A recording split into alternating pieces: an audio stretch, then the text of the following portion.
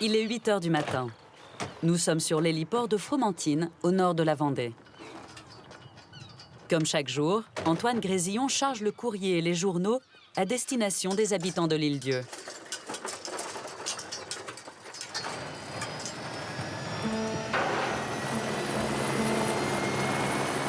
Sur l'hélicoptère Roméo Delta, je vais m'aligner, décoller, direction de l'Île-Dieu. Avec son hélicoptère, Antoine est le cordon ombilical qui relie l'île au continent. Il assure une rotation quotidienne, quelles que soient les conditions météo. Le problème qu'on a sur l'île, c'est que les bateaux sont liés aux horaires des marées, ce qui fait qu'on a de temps en temps, on ne peut pas avoir des horaires réguliers. La poste, ils embauchent toujours à la même heure, ils trient le courrier. C'est aussi pour ça que l'hélicoptère a vraiment sa place sur l'île-Dieu.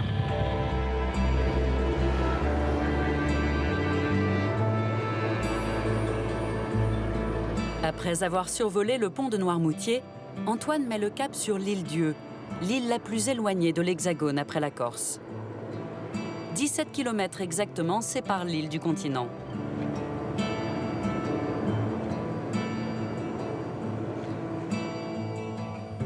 Tous les matins, mon paysage, c'est ça. Voilà, quand j'ouvre les fenêtres de mon bureau, voilà ce que j'ai en partant à 7h30 tous les matins. Et bon, aujourd'hui, on a de la chance, il fait très beau. Parfois, c'est un peu moins beau, mais on a toujours un bel environnement.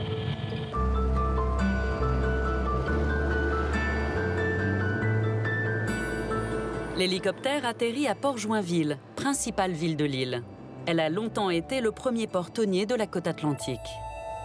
L'hélicoptère Roméo Delta, j'arrive, ça sera pour imposer sur l'héliport.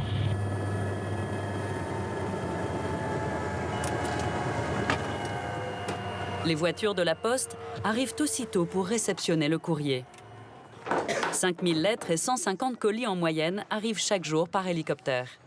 Il n'y a pas de colis? Non, pas au prochain tour.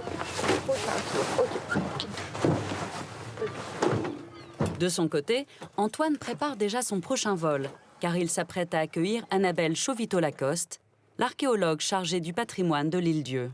Allez, installe-toi, mets-toi devant. Merci.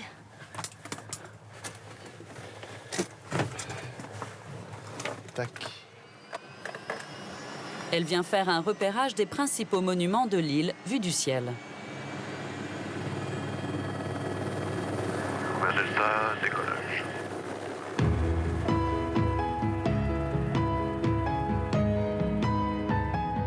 L'île est très petite. Elle s'étend sur 23 km² seulement. Pourtant, elle présente une grande variété de paysages. Alors devant nous, on aperçoit la pointe des Corbeaux et d'ici, on se rend bien compte qu'une partie de l'île est formée principalement d'une côte sableuse avec des dunes, des forêts de pins. Donc cette côte sableuse, elle fait face au continent.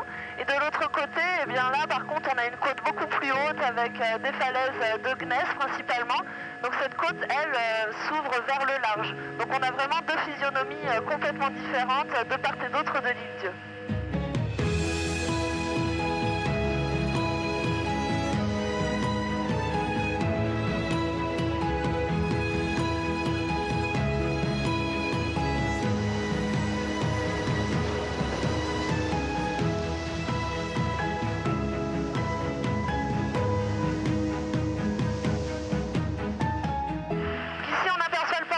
Avec la chapelle Notre-Dame de Bonne Nouvelle qui est là postée à l'entrée.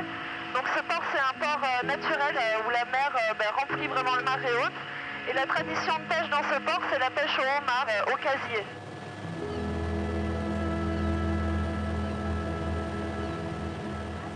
Si Annabelle connaît si bien l'île, c'est parce qu'elle y est née et qu'elle y a grandi. Je suis partie pendant assez longtemps sur le continent pour faire mes études, bien entendu, et puis ensuite pour travailler. Et je pensais trouver mon coin de paradis ailleurs, sur le continent. Et puis finalement, je me suis rendu compte qu'il était là et qu'il était bel et bien là. Donc je suis revenue avec grand plaisir travailler ici et vivre ici aujourd'hui. Située le long des routes maritimes commerciales, l'Île-Dieu a longtemps servi d'escale pour les navires marchands. Cette position stratégique lui a valu d'être convoitée par les Anglais, les Espagnols ou les Hollandais.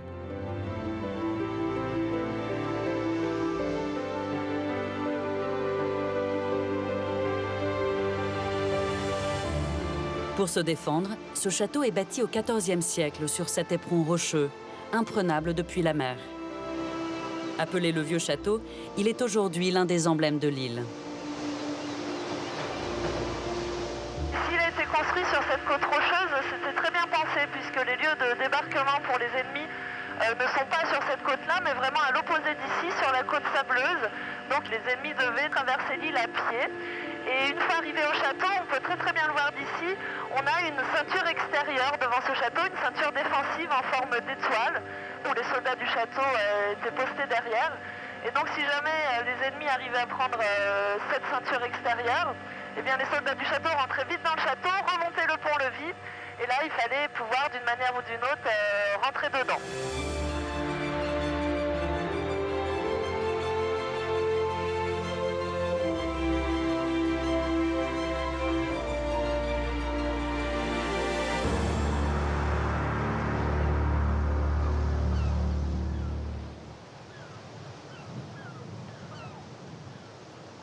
Annabelle est chargée de la protection de ce dernier témoignage de l'histoire de l'île.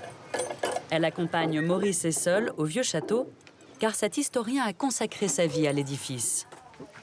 C'est vous qui avez les clés du château?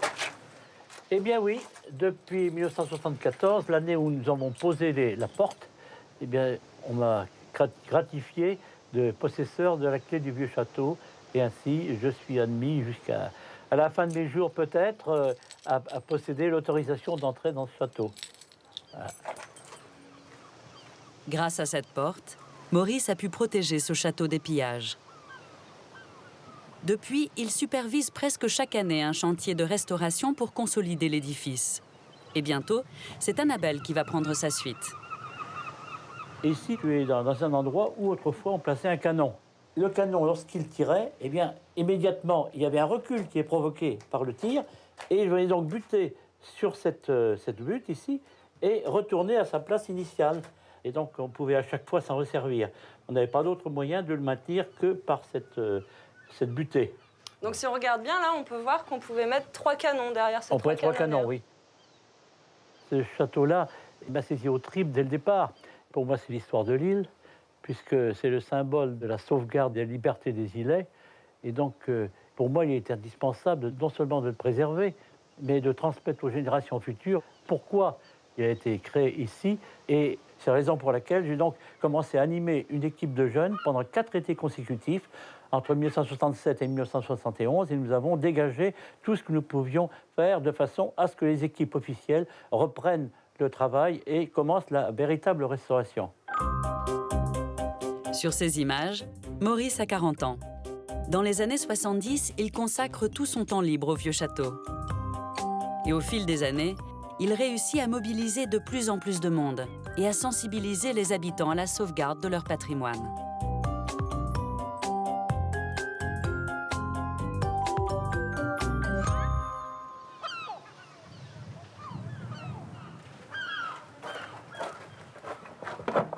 Alors là, on va aller voir un endroit très astucieux. C'est une porte qui permettait d'accéder directement à la mer. Allez-y. Alors attention, Maurice, aux escaliers. Cette porte s'appelle une poterne. C'est l'issue de secours du château. Elle a notamment permis aux seigneurs et à ses soldats de s'enfuir quand les corsaires anglais ont pris le château en 1355, lors de la guerre de Cent Ans. Ce qui est très ingénieux, c'est que juste devant cette poterne, on a un gros rocher naturel, et ce gros rocher naturel permet vraiment de dissimuler cette poterne de la vue des ennemis. Même s'ils s'approchaient d'ici en barque ou en bateau, ils ne pouvaient pas la voir du tout. Les Anglais ont occupé pendant 37 ans ce château, et en même temps toute l'île entière. Donc les habitants étaient à la merci des Anglais.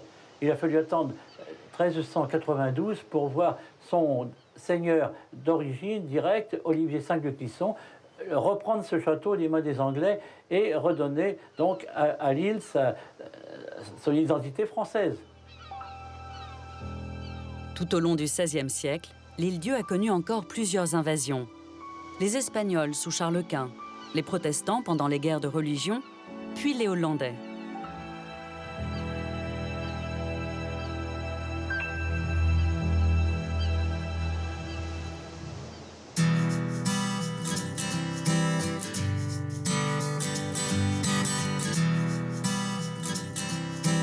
La côte sauvage est classée site protégé depuis 1995. Mais depuis quelques années, ces espaces naturels sont fragilisés car ils sont de plus en plus fréquentés. Des milliers de visiteurs parcourent l'île, sortent des sentiers battus et menacent une biodiversité vulnérable.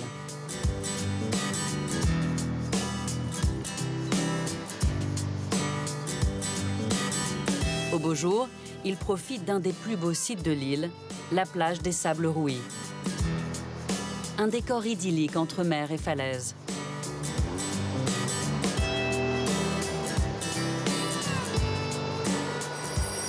Inès et Juliette sont protectrices de l'environnement. Tout l'été, elles sillonnent l'île pour veiller sur la côte sauvage. Ici, ce sont les vélos mal garés qui posent problème. Il y en a un là-bas déjà sur la pierre. C'est bon? Bon, Julie, t'as fait ceux-là là-bas? Non, non, j'ai pas fait Moi, je vais faire cela, celui-là. ni cela. Là, on est en train de coller des petits mots qui indiquent aux gens qui sont mal stationnés, qui sont sur un site classé et on leur conseille aussi un endroit où stationner. Qu'est-ce qui pose problème en fait avec tous ces vélos? Bah, ici, on voit bien, enfin, c'est un bon exemple, il y a tous les vélos qui passent, il n'y a plus aucune végétation, alors que normalement, c'est comme de l'autre côté du chemin, en fait. Les gens stationnent de ce côté-là et du coup, on perd toute la végétation. Bonjour. Bonjour. On est les protectrices de l'environnement, c'est nous qui avons mis ce petit mot. Est-ce que tu comprends ça? Oui, je comprends, voilà. Ouais. C'est pas facile pour se garer. Ouais, c'est pas facile pour se garer, mais c'est vrai qu'il faut savoir que c'est comme ça sur toute la côte, quoi. Je m'attendais pas que des gens passent pour ça, mais en même temps, je trouve ça bien. Protéger, c'est vrai que c'est un site magnifique, donc c'est bien qu'il y ait une protection, une surveillance aussi. Préserver le site, quoi. Et la prochaine fois? Bah, la prochaine fois, j'essaierai de garer mon vélo autre part. Bonjour. Bonjour. C'est nous qui vous mettons les petits mots. Bon, donc Alors, on stationne où Juste alors? stationner de l'autre côté des pierres qui délimitent les sites protégés. De l'autre. Voilà, pour la prochaine fois. Et pourquoi est-ce que vous installeriez pas des rondins de bois? Des rondins de bois, oui. C'est des Tout le aménagements qu'on va proposer, oui, justement. Tout le voilà. monde respecterait le stationnement de bicyclettes s'il y avait des rondins de bois à l'extérieur. Ce serait un bon point. On est d'accord. Et on note votre remarque. Eh bien. On va remonter l'information. Merci. Bonne journée, madame. Ainsi, les habitants de l'île, les îlets, ont l'espoir de garder une côte sauvage, belle et protégée. Les filles! Oh, mais je les entends. Tout près de là, Julien Dupont et sa famille se sont lancés dans une nouvelle aventure. Bah là, on est à la chasse aux vaches. On est en train de rechercher nos vaches parce qu'elles sont élevées là, comme ça, en pleine liberté. Et pour les retrouver, on aura mis des cloches. Donc là, on les cherche à l'oreille. On y va, on va les retrouver. Une partie de cette immense zone naturelle et préservée a été attribuée par la commune à Julien et Bénédicte. Ils y élèvent une espèce rare, des bretonnes pie-noires. Ça y est, je les vois. Et regarde, Zoé, elles sont là-bas. Allez, les filles! Belette! Les bretonnes pie-noires étaient présentes sur l'île autrefois. En réintroduisant cette race ici, Julien et Bénédicte renouent avec une ancienne tradition.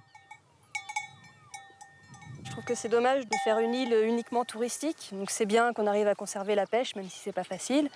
Et puis c'est bien de remettre aussi un peu d'agriculture. Et puis remettre des vaches, ça allait avec, quoi. Maintenant qu'on se remet à faire des élevages un peu plus naturels, un peu de bio, un peu partout, c'était le moment de le faire. La bretonne pie-noire se nourrit de fibres et de légumineuses qu'elle trouve elle-même dans les friches. C'est une vache autonome, mais qui produit moins de lait que les autres. Son élevage est abandonné après la Seconde Guerre mondiale. Et la race a même failli disparaître. En France, un plan de relance a été mis en place en 1976. Depuis quelques mois, Julien et Bénédicte sont les premiers à franchir le pas sur l'île Dieu.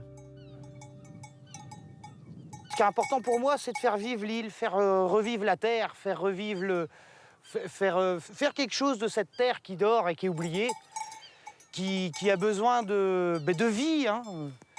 Il n'y a pas photo, elle gâche pas le paysage, j'en ai pas l'impression. Ces vaches donneront leur premier litre de lait l'été prochain, lorsqu'elles auront mis bas.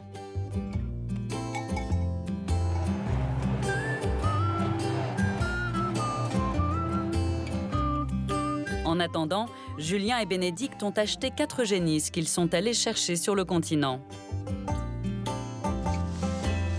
Pour l'instant, c'est dans leur jardin qu'elles sont bichonnées. Tiens, Lily. Lily. Coucou Iris. Attention ma belle. Ouais, on donne un petit peu d'eau aux vaches parce qu'il fait chaud, on donne un petit peu d'eau aux veaux. Là. On les a nourris comme ça en fait pendant 3 mois. Parce que faute de mère, forcément. Mais ça s'est très bien passé. Franchement, bon, des petits problèmes au sevrage, mais c'est normal. En attendant de pouvoir vivre de sa nouvelle activité, Julien conserve son emploi actuel d'électricien. Quant à Bénédicte, elle a quitté son travail pour suivre une formation et se consacrer à son élevage. La plus jeune qu'on a eue, elle avait 8 jours quand on l'a ramenée. Avec des tout petits bébés, elle n'était pas plus grande qu'un chien. Et donc on est un petit peu leurs parents, quoi. C'est un peu volontaire, hein. Nous, ce qu'on veut, c'est faire des laitières qui nous aiment et qu'on aime. Voilà, mais a priori, c'est bien parti.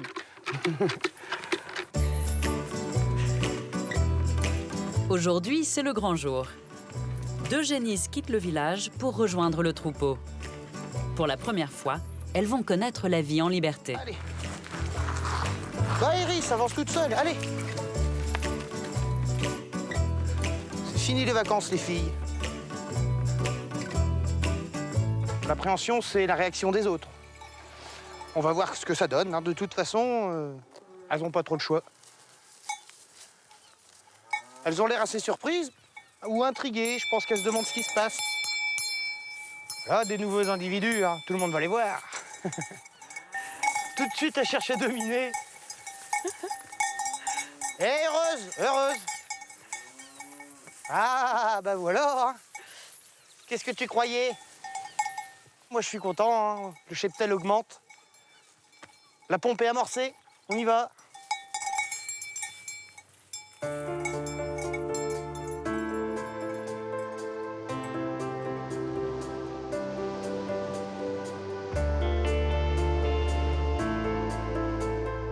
À quelques kilomètres, se dessine une autre perle de la côte atlantique, l'île de Noirmoutier. Elle est reliée au continent par ce pont, construit en 1971. Mais pendant longtemps, elle a été seulement rattachée à l'Hexagone par une route mythique, submergée à marée haute. Sous la mer se cache un tronçon de la départementale 948. Il se dévoile à marée basse, 2 fois par jour. Long de plus de 4 km, il est inscrit à l'inventaire des monuments historiques. On l'appelle le passage du Gois. Il est 7h30 du matin, et en ce jour de grande marée, le Gois est déjà pris d'assaut par une file d'automobilistes impatients. On s'est levé de très bonne heure ce matin, 4h de Niort. Nous sommes partis, 4h30, pour arriver dans les premiers, parce que le plaisir, c'est de voir la mer repartir et de la suivre. Comme chaque jour, les premiers à ouvrir la route, ce sont les services d'entretien. C'est le travail de l'équipe de Claude Gauthier. Ouais, Régis, comment ça se passe maintenant? La circulation? Il faut faire assez vite, il y a beaucoup de circulation. Beaucoup de circulation. Ouais. Là, on nettoie le passage du Gois, comme tous les jours. Et disons qu'on le fait 2 fois par jour, disons quand les marées correspondent. Autrement, c'est 1 fois. On n'intervient jamais la nuit. C'est les algues qui risquent de laisser des glissances pour les véhicules, les motos, les piétons. Enlever les méduses, qui sont des masses assez importantes, gélatineuses, et puis boucher les nids de poules s'il y en a. Pendant ce temps-là, la file de voitures s'allonge. En empruntant le passage du Gois plutôt que le pont, les automobilistes gagnent 20 minutes. En haute saison, plus de 4000 véhicules passent ici chaque jour. Mais pour que cette route continue d'exister, elle doit être réparée en permanence. Ça s'appelle du renforcement d'accotement. On remblaye les accotements pour maintenir c'est des pelles planches béton qui a de bout en bout et sont pas extrêmement profondes. Et ça maintient, disons, ça épaule le Gois. Et en plus, ça évite que les voitures tombent dans les trous. Comme vous pouvez constater par derrière, il reste encore des zones où si une voiture recule là-dedans, elle est sûre d'y rester. Le Gois a toujours eu un succès fou. Mais moi, depuis ma plus tendre enfance, il y avait tout le temps du monde à la pêche sur les abords du Gois, ou traverser, ou venir voir la marée montante ou la marée descendante. Pour les imprudents, la route est ponctuée de balises que Claude et son équipe inspectent régulièrement. Ce sont des balises refuges pour les personnes qui restent pris par la mer avec leur voiture. Ça sauve des vies? Ça sauve des vies, oui. Ouais, oui. Tous les ans, d'ailleurs.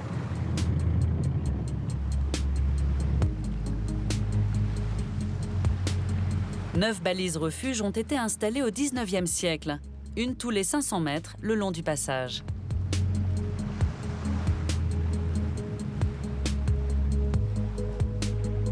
Côté continent, le relais du Gois tient place d'observatoire. De cet endroit, on peut surveiller le passage toute la journée. Karine a acheté le restaurant avec son mari il y a 14 ans. De la terrasse, elle guette les voitures et les pêcheurs dès que la mer remonte.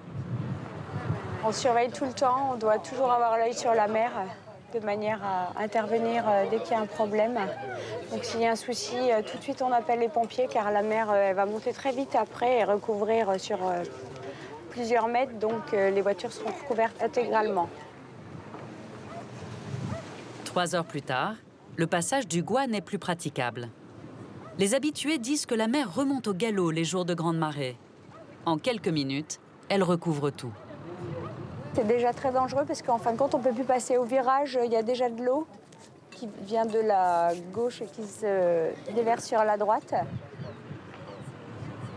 Le plus critique, c'est la voiture qui est dans l'eau, là, et qui va peut-être se faire prendre en direct.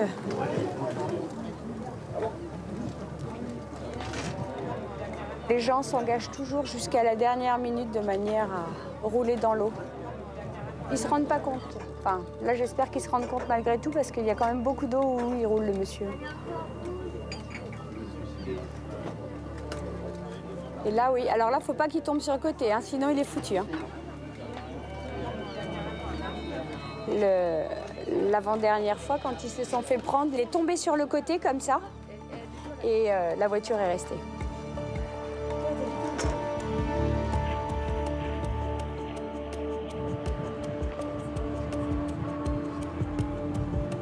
C'est bon, il a passé. Le conducteur du véhicule, sa femme et leurs 2 enfants s'en sont sortis indemnes cette fois-ci.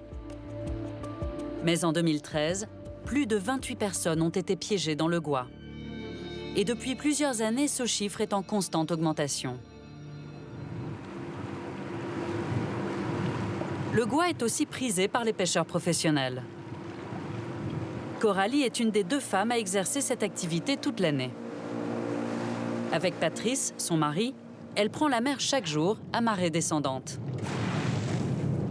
Leur spécialité, c'est la pêche à pied pour ramasser le coquillage star de l'île, la palourde.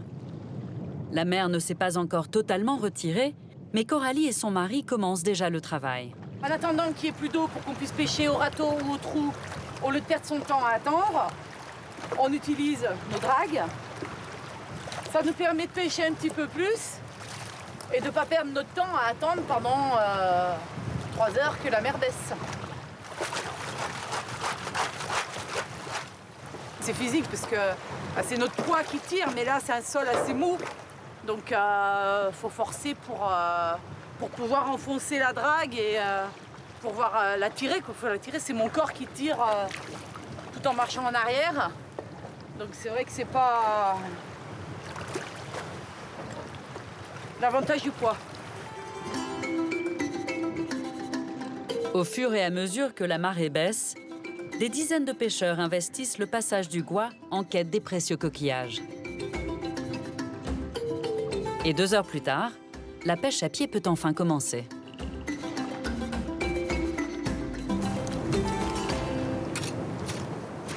Je suis en train de pêcher au râteau. Donc je gratte dans le sable où il y a de l'eau. Je fais remonter les palourdes à la surface. Et après, je les ramasse. Il faut que les palourdes fassent plus de 4 cm. Au-dessus de 4 cm, on peut les ramasser. En dessous, c'est pas réglementaire.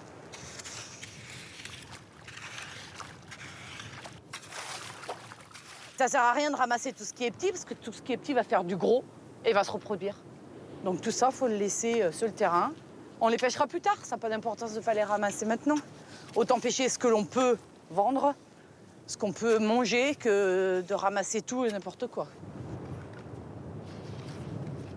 Ça se mange cuit, en sauce, avec des spaghettis revenus dans le beurre, avec de la crème. Mettez ça sur les spaghettis, c'est super bon. À la crème directement à la poêle. Ou alors cru, ça se mange cru aussi.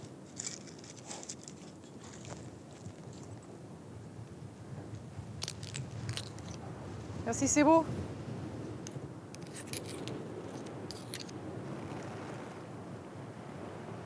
C'est bon.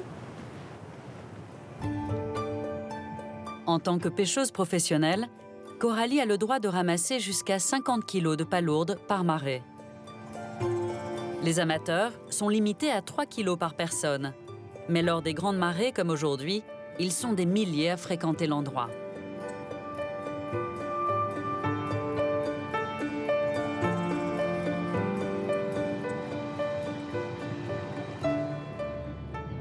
Patrice et Coralie veulent transmettre l'amour de leur métier à Michael, qui a choisi de devenir pêcheur professionnel. Ce qui me plaît, c'est toujours être à l'extérieur en fin de compte, et d'être en mer, parce que je suis passionné de la mer depuis que je suis tout petit. Ce qui est vraiment sympathique au Gois, c'est le paysage. Là, on voit les parcs à proximité, on aperçoit toute la baie de Bourgneuf. Là, on voit les balises du Gois. Là, il y a la côte de Noirmoutier. C'est un décor paradisiaque, quoi. C'est super beau. C'est joli, c'est vivant, ça change tous les jours, à toutes les marées. T'as jamais le même paysage. Aujourd'hui, il fait beau, soleil, il y a du vent. Demain, ça se trouve, il fera super soleil, on voit les voitures passer au loin, les gens qui arrivent, d'autres bateaux, puis c'est tout découvert. Puis c'est la nature, on a de l'espace, on respire.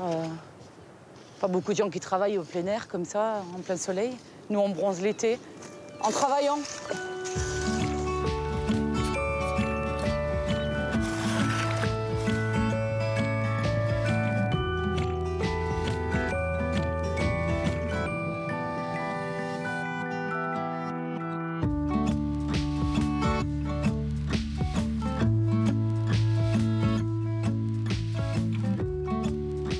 À Noirmoutier, le château a été construit au XIIe siècle pour protéger les habitants des attaques vikings et normandes. Non loin de là, l'un des trésors de l'île, les marais salants. Ils ont été façonnés par des moines dès le Ve siècle. Aujourd'hui, l'autre richesse de Noirmoutier, ce sont ses plages, comme la mythique plage des Dames.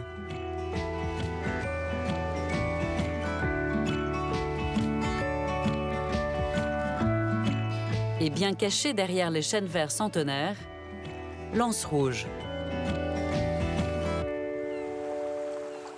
Les plages doivent leur réputation aux fameuses cabines. Elles font l'identité de l'île. Et pour les préserver, un petit groupe de passionnés a créé l'association des propriétaires des cabines de plage. Alors ça, c'est une cabine double. Ça date d'une époque où on faisait un peu... il n'y avait pas de limite, il n'y avait pas vraiment de dimension à donner. Elle a certainement été refaite depuis. Ou alors ça peut... Pierrick et Daniel ont fondé l'association car les cabines de plage ont failli disparaître avec la loi littorale. Depuis 1986, toutes les constructions sur les plages sont interdites. L'association s'est battue pour conserver ce patrimoine. C'est dans les tripes. Noirmoutier sans cabine, c'est Noirmoutier sans estacade, c'est pareil sans tour Eiffel. C'est un des symboles de l'île, les cabines de plage. Il n'y a pas une photo, il n'y a pas une carte postale de Noirmoutier, il n'y a pas une brochure sur l'île de Noirmoutier, vous n'avez pas les cabines de plage.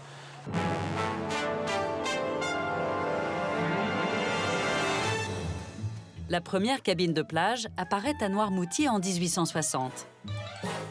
Les autres sont ensuite construites dans les années 1900. Elles appartiennent à de riches propriétaires de maisons secondaires.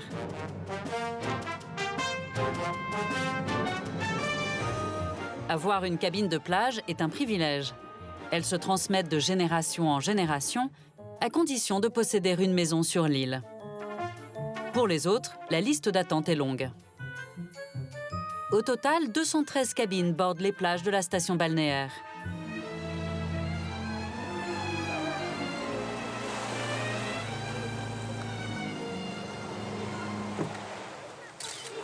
Aujourd'hui, l'association fait son inspection annuelle afin d'élire Miss Cabine, la plus belle de toutes les plages. Chacune est passée au peigne fin. Ça, on voit bien, c'est bouffé là.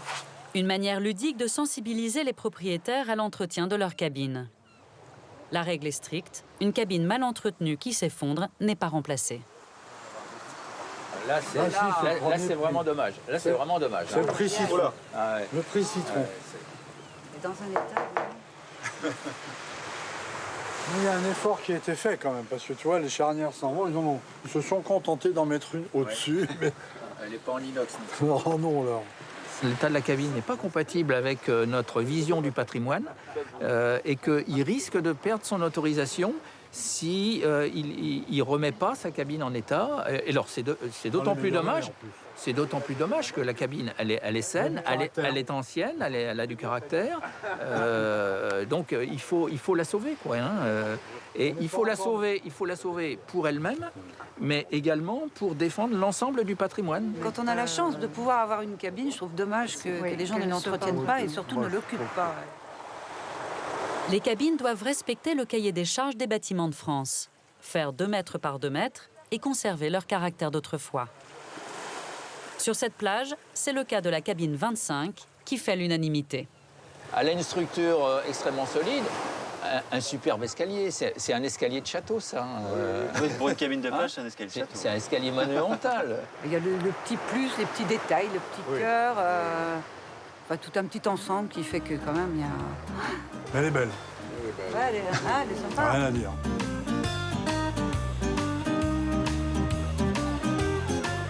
Le jury va passer la journée à faire le tour de toutes les cabines sur les autres plages.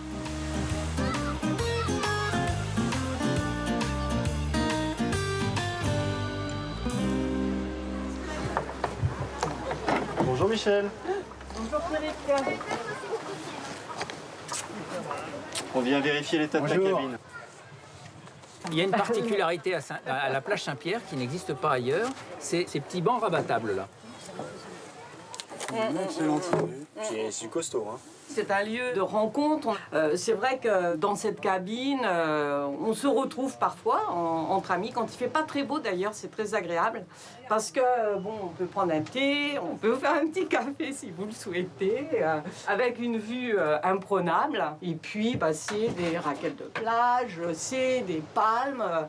Ici, c'est voilà, de quoi faire des planches, de quoi profiter de la plage au maximum, tout simplement. Un peu plus loin, c'est la même passion pour cet art de vivre à la plage.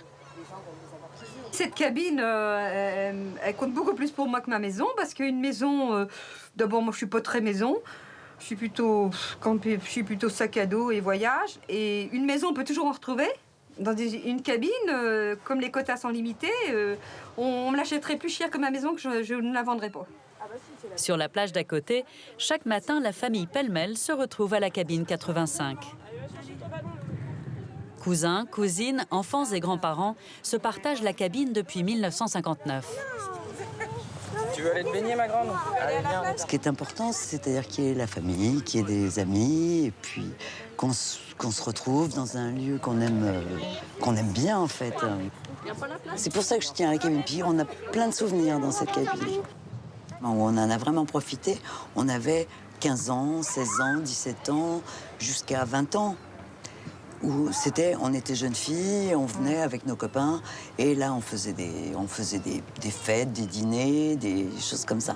Ça, c'était vraiment bien. La plage de Sableau, pour nous, est associée à la cabine. Donc on espère que pour les enfants, ça va perdurer aussi, quoi. Et ouais, c'est la cabane de plage, quoi. C'est la petite maison de sable, quoi. Faut que ça reste.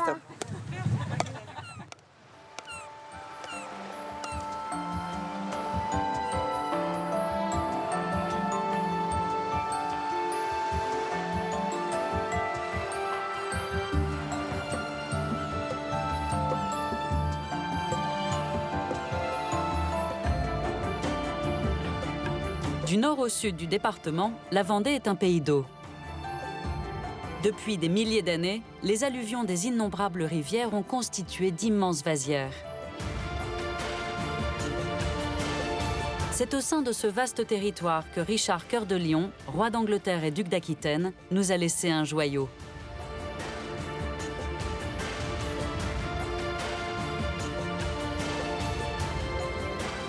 L'abbaye de Lieu-Dieu.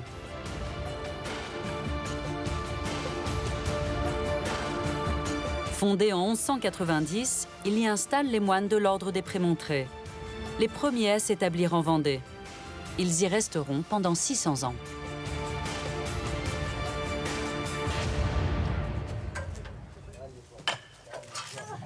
Cette abbaye royale, abandonnée depuis plusieurs décennies, est en passe d'être sauvée. Aujourd'hui, c'est une journée exceptionnelle. Par contre, après, ce qu'on pourra faire, c'est... Sous la direction d'Alain Dupelou, une vingtaine de bénévoles débutent un chantier de grande ampleur, la restauration des douves. C'est qu'il faut retrouver en fait le passage exact de la douve. Là, actuellement, tout est enfoui sous la terre, mais quand on est arrivé, c'était sous les ronces, un tas de ronces, on ne voyait absolument rien.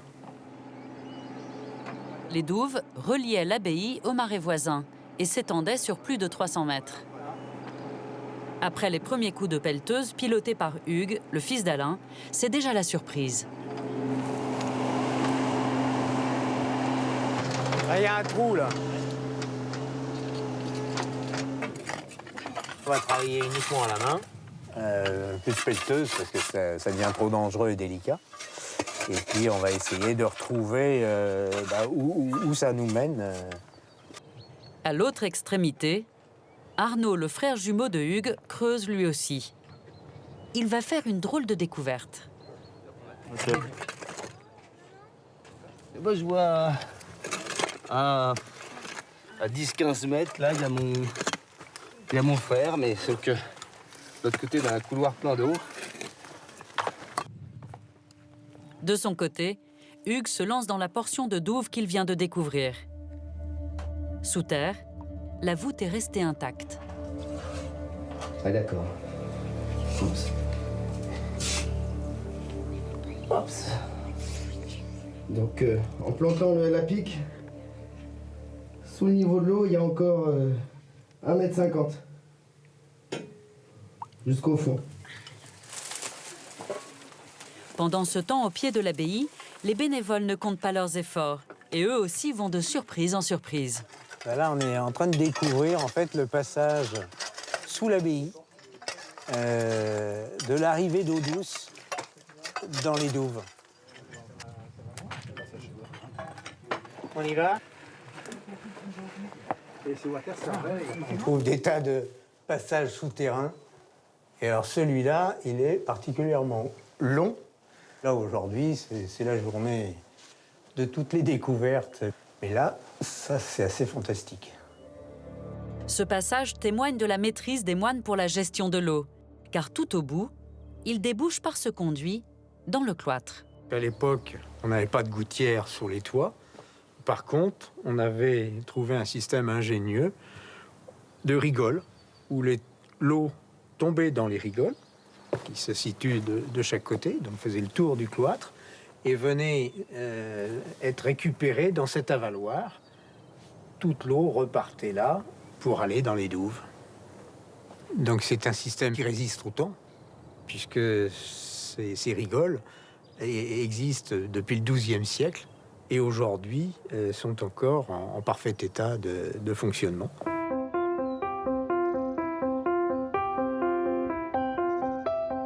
Le cloître était au centre de l'abbaye. Aujourd'hui, l'église abbatiale a disparu, reste ce grand logis où vivaient jusqu'à 80 moines. Ils partageaient leur temps entre le travail au champ et les offices liturgiques. L'abbaye de Lieu-Dieu était particulièrement influente dans la région. Nous nous trouvons ici dans le scriptorium. Cette pièce était éclairée par cet oculus qui est dirigé vers le soleil couchant, ce qui pourrait expliquer qu'en fait le travail des moines se faisait l'après-midi ou la soirée. Incendiée au XVIe siècle, au moment des guerres de religion, la bâtisse a ensuite été restaurée, comme en témoignent ses voûtes de style néo-gothique. Les moines avaient également un droit de justice. haute et basse justice. C'est la raison pour laquelle, derrière cette porte, nous avons des prisons. Les prisonniers étaient enfermés dans cette petite pièce. À l'entrée, différents signes sont restés gravés sur le mur. Ici, une pipe, la roue du supplice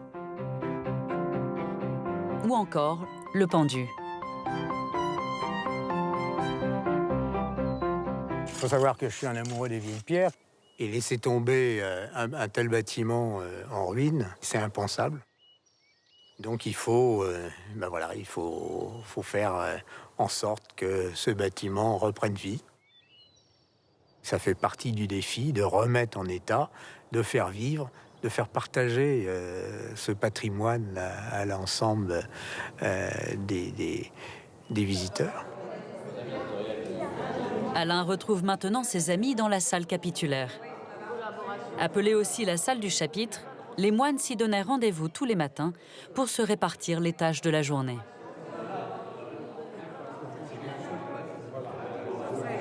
Je tiens à vous remercier tous pour cette journée fabuleuse que nous avons passée ensemble. Je voudrais lever ce verre à toutes les découvertes que l'on a pu faire ensemble. À la bille!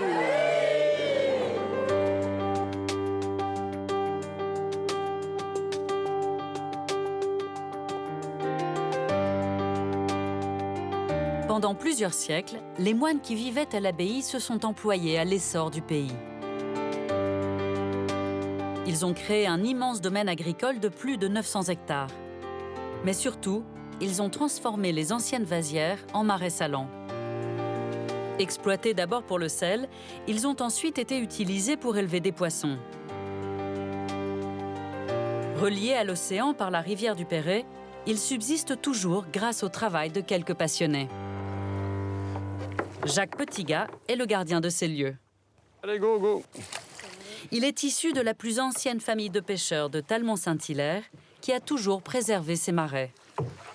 Ce matin, il doit assurer les entrées d'eau marine. Allez les gars, on enlève les planches. Il faut que je fasse boire mon marais, j'ai besoin d'eau de mer. Et dans ces périodes de chaleur, il faut alimenter le marais régulièrement. Donc je profite des marées hautes pour faire le plein. Les moines avaient conçu cet ingénieux système hydraulique, resté identique aujourd'hui.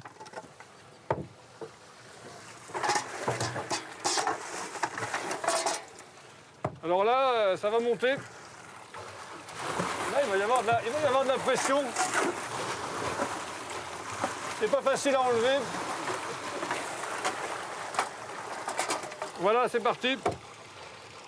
Là, on va remplir pendant toute la pleine mer. Il faut absolument et régulièrement faire des mouvements d'eau.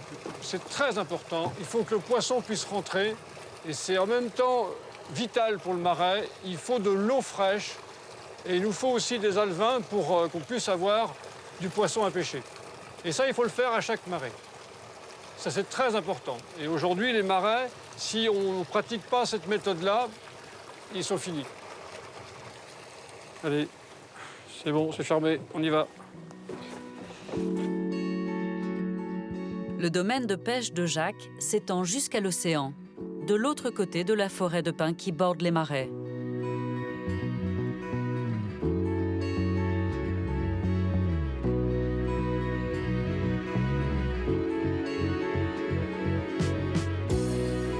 Leur forme en peigne a été imaginée par les moines pour permettre la pose des filets à pied depuis les digues.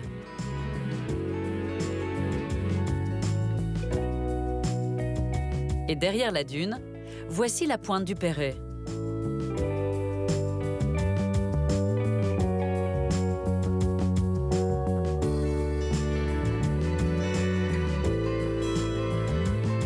Avec sa lagune naturelle, cette côte sauvage est un des endroits paradisiaques du littoral vendéen.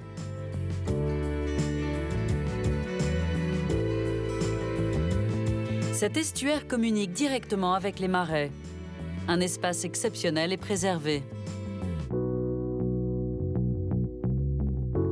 Depuis des années, c'est ici que la famille de Jacques a installé ses parcs à huîtres.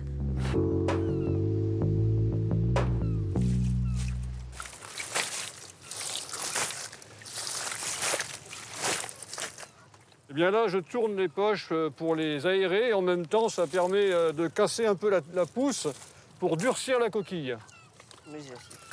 Et en même temps, la pénétration de l'eau est plus facile puisqu'on a éliminé toutes les algues.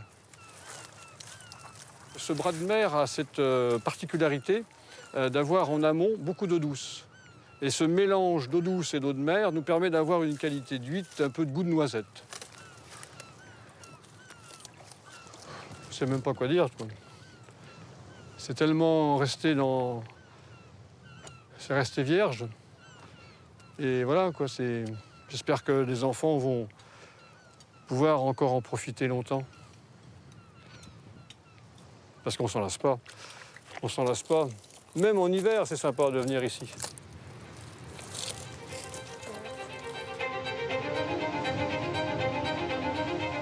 La marée est en train de remonter. Jacques doit se dépêcher de retourner toutes ses poches d'huîtres. On a toujours, entre ostréiculteurs, pratiqué l'aide. Tout le temps. On est très pressé parce que dans 10 minutes, les packs vont être recouverts.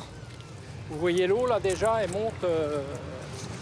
Et ça va très vite. Ça va très vite à monter. Alors si on n'a pas fini, ben voilà, tout va se défaire. Donc, il faut tout boucler. C'est pour ça. Mais là, on est pas mal. Là. On est bon, là.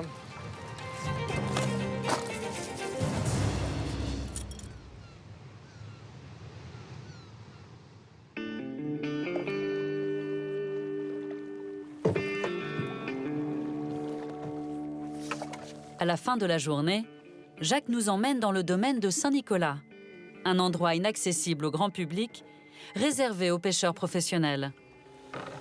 Il doit encore poser un filet avant la tombée de la nuit. J'attends toujours la fin de la soirée pour mettre mon filet. En mettant le filet le soir, les anguilles, c'est là qu'elles sont les plus faciles à prendre. Elles circulent toute la nuit. Et là, c'est la période la plus propice pour les choper. Les moines nous ont laissé des exploitations et qu'il faut absolument faire vivre par nos moyens de pêche, tout simplement, et nos actions. On a gardé intacte cette partie qui nous a été laissée par les moines.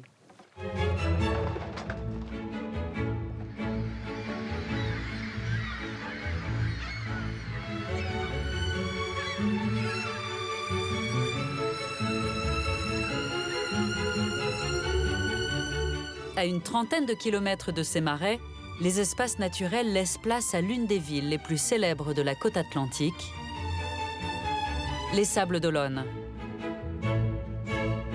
Cette ville bâtie sur la plage est une des premières stations balnéaires du littoral à avoir vu le jour.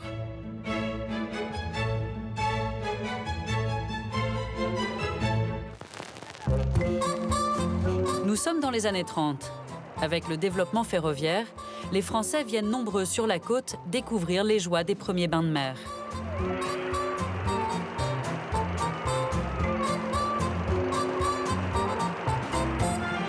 Au XIXe siècle déjà, les Sables d'Olonne sont pressentis comme lieu de villégiature. La station balnéaire se développe grâce au docteur Coppa, alors maire de la ville. Il prône les bienfaits de l'iode sur l'organisme. La ville évolue tout au long du XXe siècle et attire de plus en plus de monde. Ces immeubles des années 70 ne font pas l'unanimité. Ils font partie du paysage défendu par Louise Robin. Elle est historienne de l'art et pour le livre qu'elle prépare sur la ville, elle sillonne la station balnéaire. Là, on est sur le célèbre remblai des Sables d'Olonne. Nom assez curieux, je me rends compte qu'il surprend les gens de l'extérieur. Très souvent sur la côte, on parle de promenade. Et le remblai ici désigne cette particularité de la côte, extrêmement plate.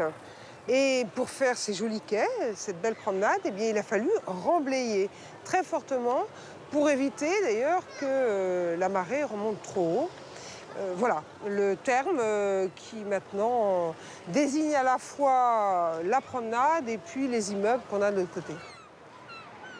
Aux Sables d'Olonne, les belles villas du début du XXe siècle côtoient les immeubles des années 70. Tous les bâtiments sont collés les uns aux autres. La mitoyenneté, elle a entraîné un phénomène un peu unique. C'est ce que j'appelle la maison décapitée. On garde les bases, souvent le rez-de-chaussée, le premier étage, et puis on fait une élévation un peu à la sauvage, sans trop tenir compte du style, assez caractéristique des années 60-70. Les immeubles de ces années-là ont été construits en masse, parfois en remplaçant totalement les villas 1900. On sait que quand les gens débarquent au Sable d'Olonne la première fois, on parle d'exagération du béton, on parle même de massacre, un mot que je supporte absolument plus. Peut-être que les touristes sont trop nostalgiques. L'architecture, c'est vraiment du vivant. Et le vivant se transforme. Même si, évidemment, il y a eu des erreurs, pour autant, le Remblai était voué à se transformer. Un peu plus loin sur le front de mer, le Remblai va connaître une nouvelle transformation.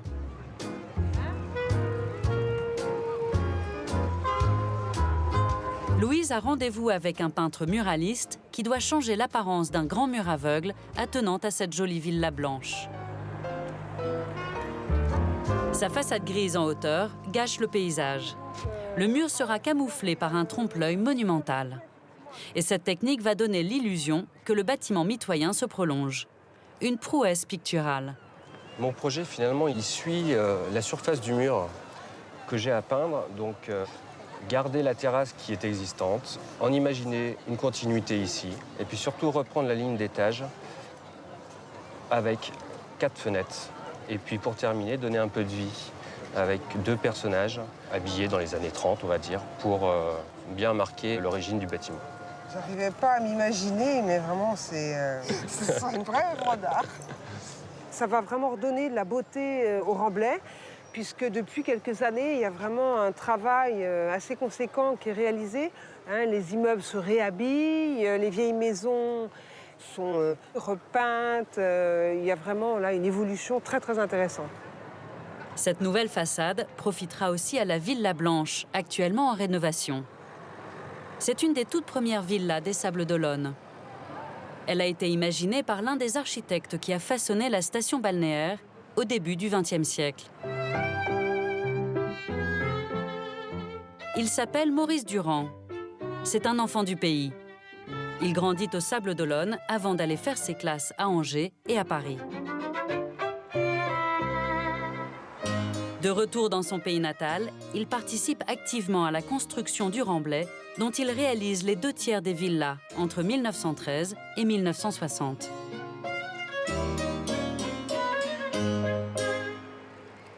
Son style architectural évolue et devient de plus en plus éclectique au fil du temps. Sa maison est encore visible sur le Remblai. Elle s'inspire des maisons typiques des armateurs de Saint-Malo. C'est surtout après la Seconde Guerre mondiale qu'il s'illustre avec une de ses commandes les plus prestigieuses, la Villa Mirasol. C'est un immeuble très pompeux, sur 3 étages. Alors je prends le terme d'immeuble, mais en fait c'est une villa. Ce qu'on peut voir, c'est l'ampleur de la décoration, ces fresques très fleuries, des balustres, des balcons de fer forgé et surtout les fameuses colonnes en marbre italien rouge pour marquer ce grand salon du premier étage. Ces colonnes de style antique très décalées par rapport au style balnéaire du Remblai ont valu à l'immeuble d'être classé monument historique. Louise n'hésite pas à sonner à la porte pour visiter la maison. Au sommet de la villa, le propriétaire l'emmène découvrir une des plus belles terrasses de la ville.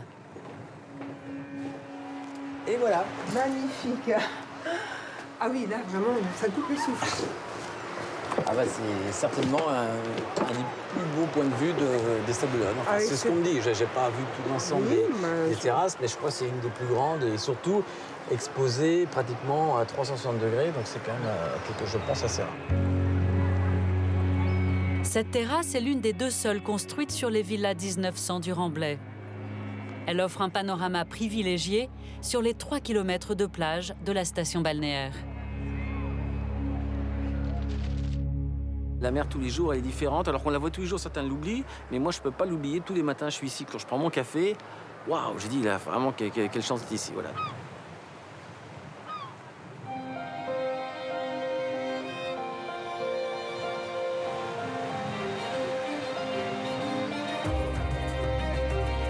Au sud des Sables d'Olonne, Louise s'intéresse à un autre bâtiment emblématique des années 30. C'est le Préventorium, un des premiers établissements thermals à voir le jour en France. Construit à côté d'une abbaye du XIIe siècle, il tranche par son architecture moderne et imposante. Une des architectures préférées de Louise.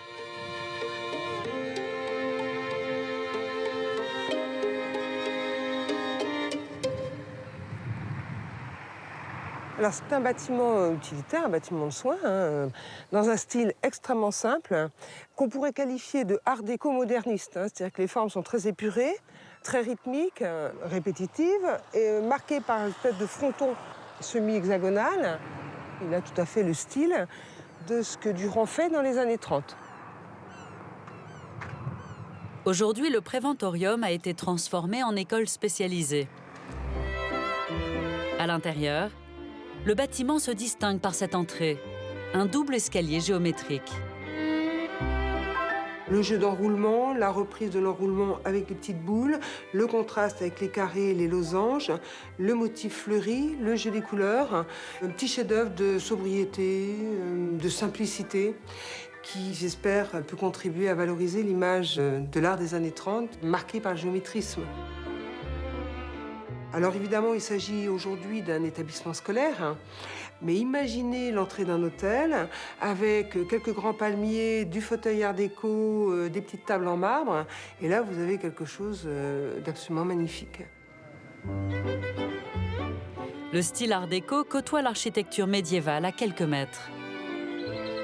Dans le logis de l'abbé, devenu plus tard la maison de l'architecte Maurice Durand, Louise va nous faire découvrir un petit trésor.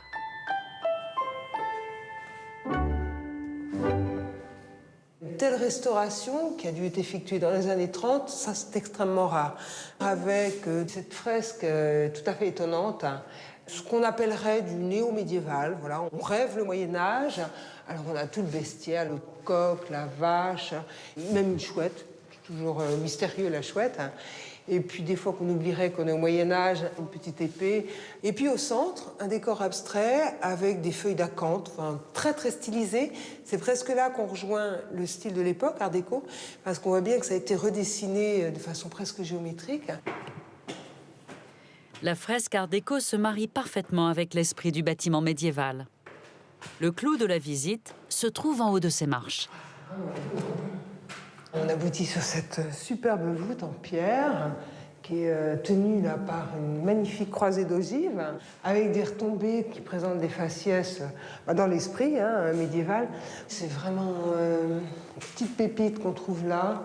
Et ce qui nous donne bien l'authenticité et la très grande ancienneté du bâtiment, c'est l'épaisseur du mur. Et là, il n'y a pas de doute, on n'est pas du tout dans une ambiance château de carton-pâte, c'est du vrai. D'ailleurs, traitement en granit pour les entourages. De toute façon, on les rend extrêmement solides. C'est un bel édifice.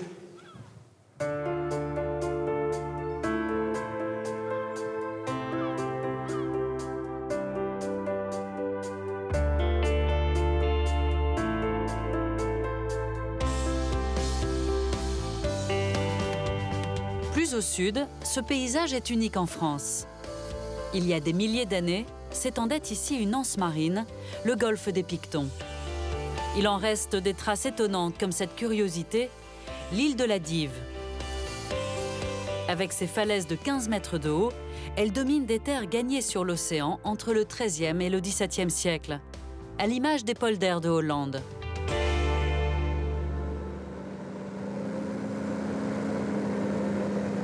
Aux commandes de cette ULM, Francis Leroy, un pilote amoureux de la côte, a mis le cap sur un des plus beaux sites de la région. Il emmène Éric Chaumillon. Pour la première fois, ce géologue va découvrir, vu du ciel, un phénomène rarissime qu'il étudie depuis 10 ans, la pointe d'Arcet. Alors là, c'est vraiment magnifique, c'est extraordinaire. C'est ce qu'on appelle dans notre jargon scientifique une flèche sableuse.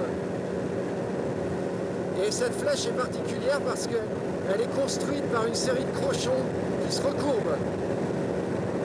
Et c'est ça qui lui donne cet aspect très esthétique. Il y a 400 ans, cette longue bande de sable n'existait pas. Elle est née au XVIIe siècle et depuis, elle ne cesse de s'étendre.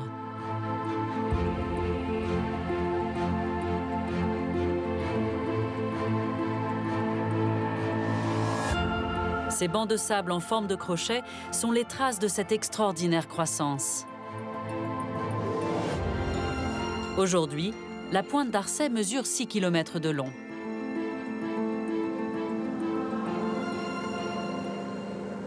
Elle avance de combien de mètres à peu près par an? En moyenne, elle avance de 20 mètres par an.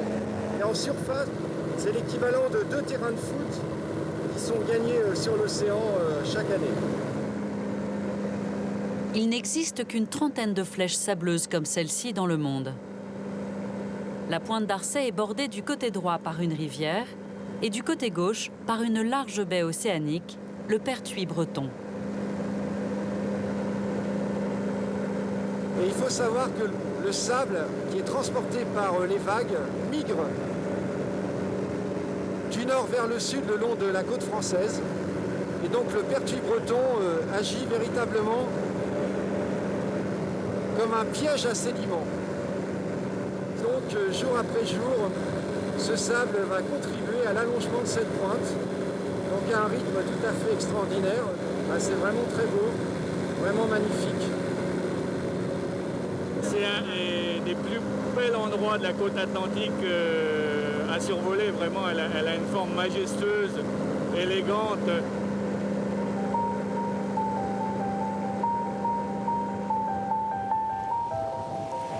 À la base de la pointe d'Arcet s'étend une des dernières lagunes naturelles du littoral atlantique.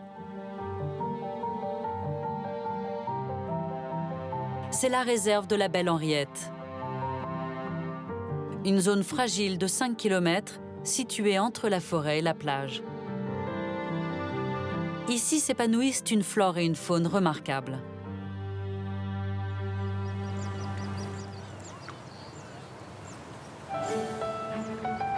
« 234 espèces d'oiseaux sont recensées dans la réserve. Mais l'une d'entre elles est particulièrement rare. C'est le gravelot à collier interrompu. Chaque année au printemps, ce petit oiseau arrive d'Islande et vient se reproduire ici, sur le haut de la plage de la Belle Henriette. Mais il doit partager son territoire, car la plage est fréquentée par les estivants et les sportifs.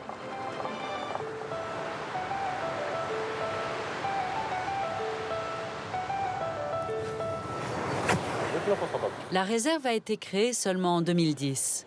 Les gardes doivent encore veiller chaque jour à la cohabitation entre les oiseaux et le public. Bonjour messieurs. Bonjour. Bonjour. Excusez-nous de vous déranger. Bonjour. Oui, bonjour. Sylvain Hinault, le conservateur de la réserve nationale. Bonjour. De la case de la Belle Henriette. On vient vous voir parce que vous avez une zone en fait autorisée pour la pratique du kitesurf qui se trouve derrière le panneau là-bas. Et tout ce secteur-là, jusqu'à tout le reste de la réserve naturelle est interdit à la pratique du kite. Donc il faudrait que vous puissiez démarrer dans la zone qui est autorisée pour ça. Parce que là, vous cherchez à maintenir en place le cordon d'inaire et puis vous avez le gravelot à collier interrompu, c'est un limicole qui niche dans les petites dépressions en haut de plage là. Donc on cherche à le protéger. Si vous voulez d'ailleurs, on peut vous le montrer si ça vous intéresse, oui, pour le voir. On peut y aller, ouais. Ok. Ah, le nid est juste ici là. Ah ouais. Ah ouais. Alors oui, c'est un nid qui est très rudimentaire. Hein. L'oiseau pose simplement ses 3 œufs dans une petite cavité de sable. Et ensuite, il va les laisser là et venir régulièrement les couver.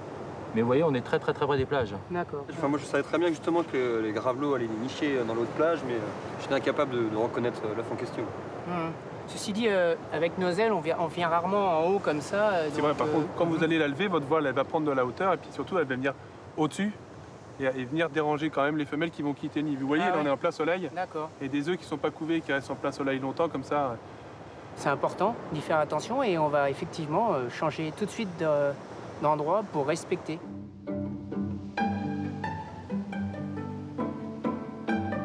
Le gravelot à collier interrompu a complètement disparu d'Angleterre et de Scandinavie. Il est rare en France et la réserve de la Belle Henriette est un des derniers lieux de sa conservation. C'est un peu ce qu'on pensait, hein. C'est-à-dire effectivement c'est quelque chose de très impressionnant, très grand, volumineux, ça part bien en hauteur.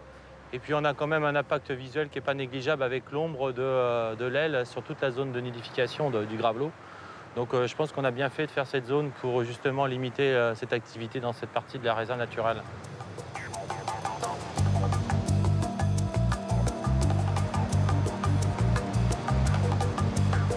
L'un des kitesurfers est membre d'une association de sport et nature. L'autre est moniteur de glisse. En nouant des liens avec les différents gardes du parc, ils vont pouvoir devenir des ambassadeurs de la protection de la nature. Car ici, 100 000 oiseaux font escale chaque année sur toute la Flèche sableuse. C'est pourquoi en 1951, la Pointe devient une des premières réserves intégrales en France. À l'exception de la plage, son accès est interdit au public.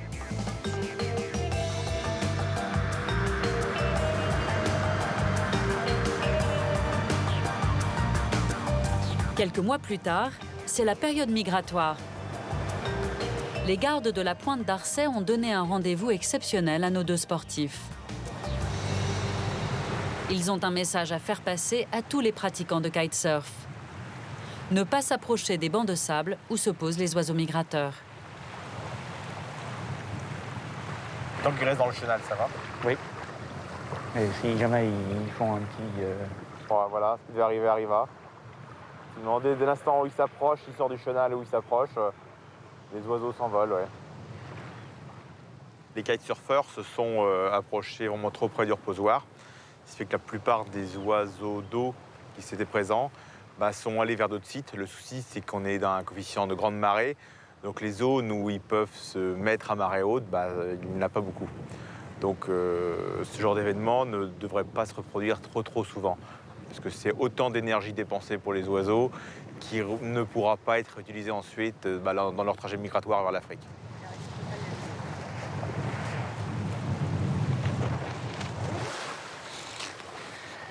Salut! Bonjour! Salut les gars! C'est sur le banc de sable que les kitesurfers rejoignent les gardes pour une séance d'observation des oiseaux. Ah ouais, c'est plus clairsemé que tout à l'heure, il y a deux... C'est fou, hein. Regarde là, ils sont tous là-bas, là. Regarde les oiseaux qui volent. Là, à gauche, là. Mais alors là, mais il y en a des centaines, là. Mais il y en a plutôt 2 ou 3 000. 2 ou 3 000, là? Oui.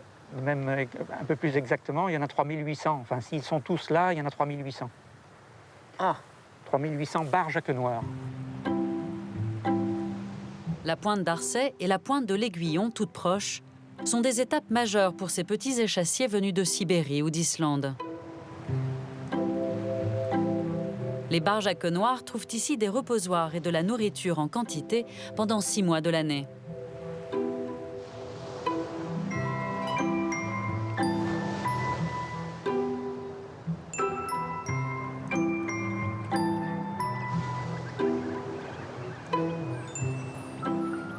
La Pointe d'Arcet, c'est qu'un tout petit maillon dans une grande échelle migratoire.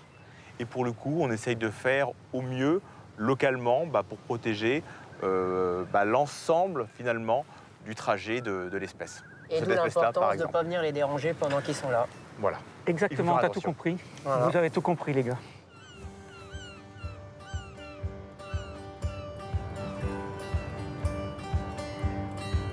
Nous sommes en septembre et bientôt la plupart de ces oiseaux prendront leur envol pour le Cap-Vert.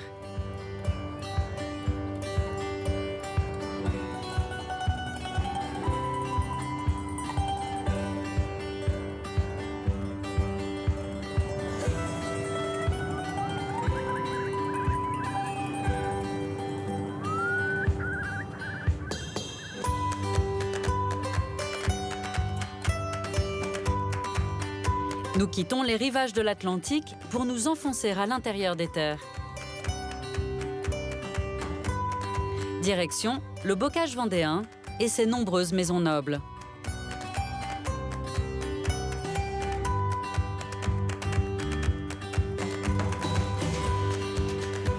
Aux confins de la plaine et du Marais se trouve une demeure typique des grands domaines de la Renaissance. Le logis de Chaligny est l'alliance d'un château et d'une ferme, organisée autour d'une grande cour intérieure. Il est entouré de jardins et de vergers qui permettaient la vie autarcique des grands seigneurs autrefois. Aujourd'hui, grâce à la passion de deux hommes, c'est aussi un des jardins remarquables de Vendée. Il appartient à Alain Durand. Lorsqu'il a acquis le logis il y a 20 ans, les jardins avaient totalement disparu. Il faudrait quand même que j'arrive à reprendre tous les niveaux, là. Je ne l'ai pas fait encore. Que je refasse. Les niveaux des hauteurs, tu sais, pour qu'il y ait une harmonie d'ensemble. Alain a tout réaménagé avec son ami Marc Bardot, l'ancien jardinier de l'Élysée. Aujourd'hui, ils doivent finir d'entretenir plus de 2 km de charmilles. Alain et Marc ont transformé ces 10 hectares de bois et jardins en un véritable paradis.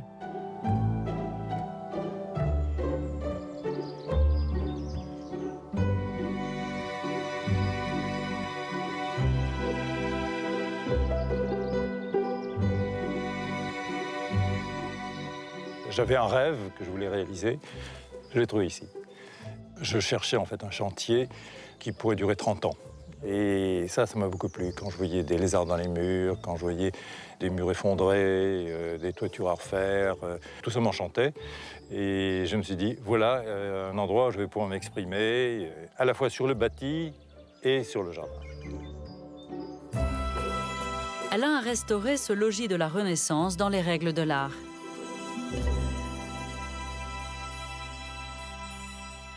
Pour redessiner les jardins comme à l'origine, il a retrouvé le tout premier cadastre réalisé sous Napoléon Ier. Le document a révélé les emplacements exacts d'un verger, d'un bois pour le chauffage et de différents potagers destinés à faire vivre 40 personnes. J'avais envie de réhabiliter une propriété et redorer un blason qui avait un petit peu disparu. Et surtout, pour moi, c'était très important qu'il y ait une véritable cohérence entre le bâti et l'environnement en passant par les jardins. En mémoire de cette époque, Alain et Marc font revivre une méthode très ancienne pour produire des pommes originales. On va retirer les sacs délicatement parce que là, c'est le moment crucial. Nous sommes en train de désensacher des pommes que nous avons empêchées de rougir au soleil. Et la technique, ça consiste sur une pomme verte qui va rougir donc à l'automne, c'est de mettre un pochoir dessus pour que la pomme puisse rougir par le soleil du matin, sauf sous le pochoir. J'ai appris ça par ma mère, parce qu'elle était arboricultrice fruitière, elle travaillait pour les épiceries fines. Et lorsque j'ai connu le domaine de Chaligny, je me suis dit, je vais ressusciter pour perdurer cette pratique. Et ça, c'est extrêmement intéressant parce que ça éveille effectivement les curiosités des gens qui voient les pommes une fois qu'elles sont imprimées. Le marquage sur fruits remonte au XIIe siècle. Mais en France, c'est Louis XIV qui le redécouvre. Il émerveille ses hôtes en leur offrant des fruits marqués à son effigie. Elles sont bien rouges, hein. Ouais. Un peu plus loin, les pommes préparées il y a quelques semaines par Alain et Marc sont déjà prêtes. On prend donc un instrument très fin, là, en l'occurrence une serpette, et on décolle très doucement. Il ne faut pas, surtout pas blesser l'épiderme. Voilà, voilà, voilà. Et on voit donc le dessin sur la pomme, là en l'occurrence le dragon. C'est fabuleux, moi je trouve ça merveilleux. C'est vraiment extraordinaire, ça me fait un plaisir intense parce que découvrir ça finalement dans un jardin que nous avons recréé de toutes pièces, c'est fabuleux, c'est vraiment gratifiant. Sa passion a poussé Alain à s'intéresser aux autres jardins de Vendée.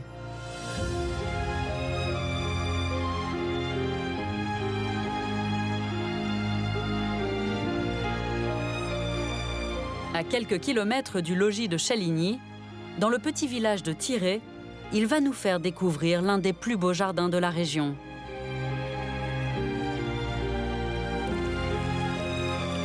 Premier jardin classé remarquable de Vendée, il est élaboré autour d'un immense miroir d'eau et d'une bâtisse du XVIIe siècle.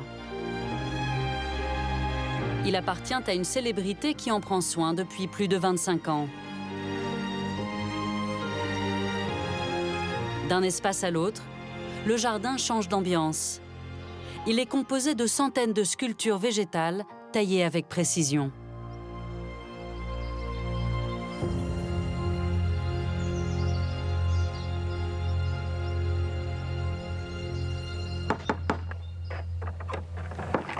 Bonjour William.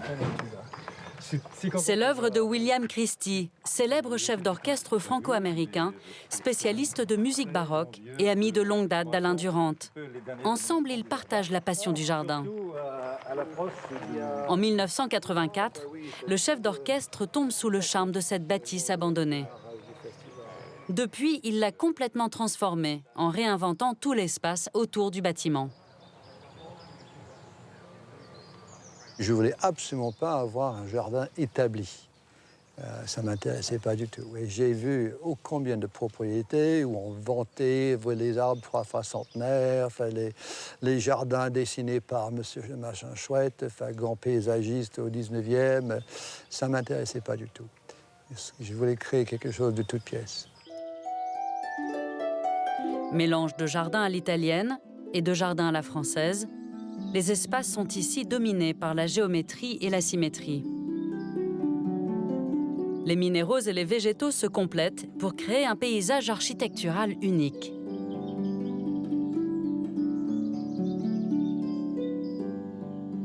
J'ai eu un véritable choc. C'est un jardin qui m'a vraiment frappé, et frappé mon imagination et mon cœur, parce qu'un jardin, ça ne se fait pas comme ça.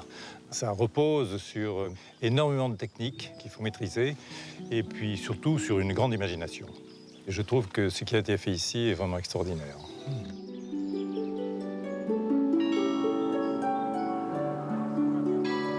Dans ce théâtre de verdure, la grande maîtrise de la taille des végétaux a donné ces taupières monumentales.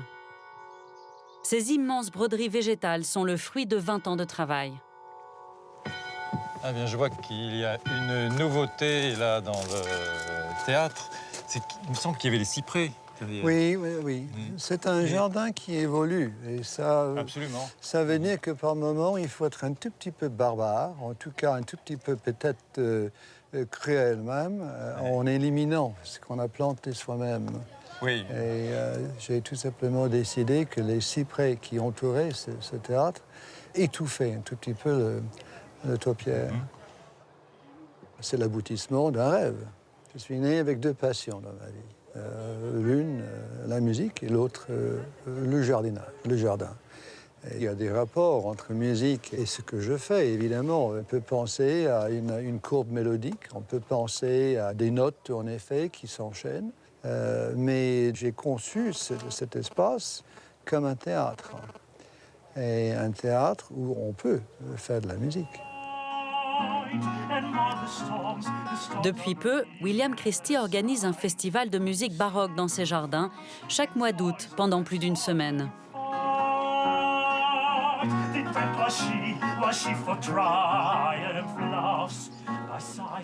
À l'autre bout du jardin, le son de la rivière se mêle à celui des flûtes.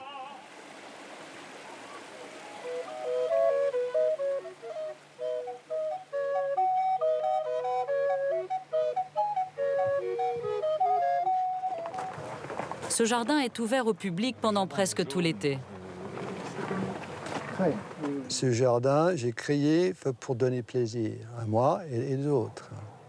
Je voudrais, par le biais de ce festival, stimuler une future génération d'instrumentistes, de chanteurs, de musiciens à suivre et peut-être aussi d'imaginer qu'ils puissent avoir autant de plaisir que nous. C'est ça, en quelque sorte, pour moi, ma définition personnelle de la transmission. D'ailleurs, c'est un jardin qui est maintenant extrêmement connu et que les gens du monde entier viennent visiter. Vous savez, les gens font des déplacements de très loin pour venir en Vendée voir le jardin de William Christie. Et ça, c'est quelque chose d'extraordinaire. Chacun peut y trouver quelque chose de gratifiant. Avec ce jardin conçu comme une œuvre d'art, William Christie rend hommage à la Vendée, devenue sa région de cœur. J'ai quitté les États-Unis il y a 40 ans, un peu plus. Je connais mieux les petits sentiers autour de cette maison que je connais les alentours de ma maison de naissance, dans l'État de New York. Et est-ce que je me sens vendéen? Oui. Ouais.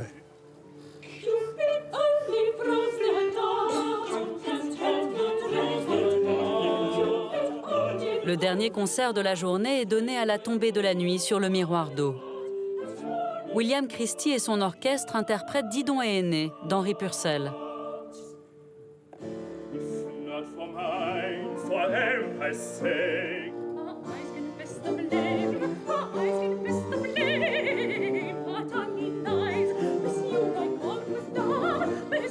Dans les reflets du miroir d'eau, le sublime jardin du chef d'orchestre prend ce soir-là encore une autre dimension.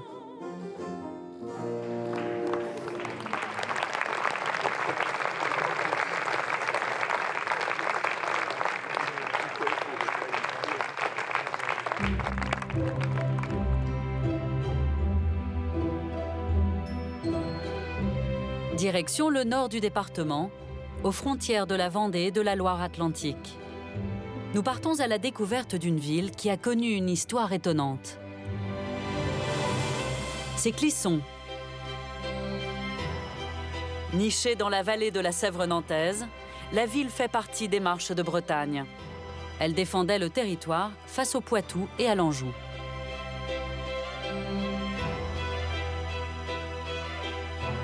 Après la Révolution française, la ville et le château sont ravagés par les guerres de Vendée qui opposent les royalistes et les républicains. Lors de sa reconstruction, la ville change complètement de visage. Elle est rebâtie sur le modèle des cités toscanes.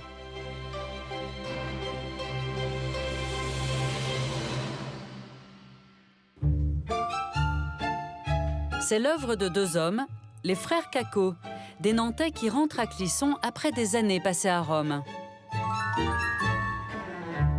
Ils sont rejoints par François-Frédéric Lemot, un ami rencontré en Italie. Tombé sous le charme de la ville, Lemot rachète en 1805 l'ancienne chasse des seigneurs de Clisson et la transforme. Dans ce domaine de 13 hectares, il fait bâtir une étonnante résidence à l'italienne et une douzaine de bâtiments décoratifs. On les appelle des fabriques. Aujourd'hui encore, l'équipe du domaine préserve le paysage tel que François-Frédéric Lemot l'a imaginé. Là, on est sur le temple de Vesta, où on a un amas rocheux sur lequel on dégage les fougères, puisque l'objectif, c'est de resituer la fabrique dans son écrin végétal. Cette fabrique est inspirée d'un temple qui existe à Tivoli, en Italie. Elle surplombe une cascade de pierres et de verdure que Lemot a créée de toutes pièces. En fait, les fabriques, au départ, ça vient tout simplement du lexique de la peinture. Les premiers peintres paysagistes du XVIIe dessinaient ou mettaient en place ou peignaient dans leur toile des éléments d'architecture pour rendre le paysage plus joli, plus idyllique quelque part. Et c'est ce que François-Frédéric Lemot fait ici dans son domaine. Il agrémente son parc de plusieurs fabriques. Dans ce décor pittoresque des bords de Sèvre, François-Frédéric Lemot ponctue le parc de statues antiques qui lui rappellent son séjour à Rome. C'est ce que Lemot souhaitait, quelque part, c'est que le visiteur se laisse aller à l'imaginaire, à la création, à la méditation. Et c'est ce qu'on essaie de conserver aujourd'hui. Et c'est ce que je ressens, moi, comme la plupart de visiteurs ici, quand on emprunte les allées, quoi. Au bout de l'une d'entre elles, Nathalie nous emmène dans la maison du jardinier. Lemot, quand il conçoit son domaine, il vit et travaille à Paris, donc il a besoin d'un jardinier sur place. Donc il va penser à lui créer une loge dans un style d'architecture tout à fait insolite pour l'époque, puisqu'on est ici dans un typiquement dans de l'architecture rustique à l'italienne, c'est-à-dire une architecture qu'on retrouve en fait en Italie, autour de Rome, en Toscane. C'est l'architecture des campagnes, en fait, des maisons agricoles. Et donc elle se caractérise surtout par les piliers en briques, un appareillage décoratif. On a aussi des ouvertures rondes ou des ouvertures en plein cintre, cette forme de demi-cercle qui se repose sur des bases de colonnes. Donc là, c'est vraiment typique de cette architecture. Et c'est le cas aussi de cette partie-là qui était plutôt la partie grange, en fait, où on retrouve ces ouvertures donc en plein cintre et puis ces ouvertures sous comble qui font vraiment partie de l'architecture à l'italienne.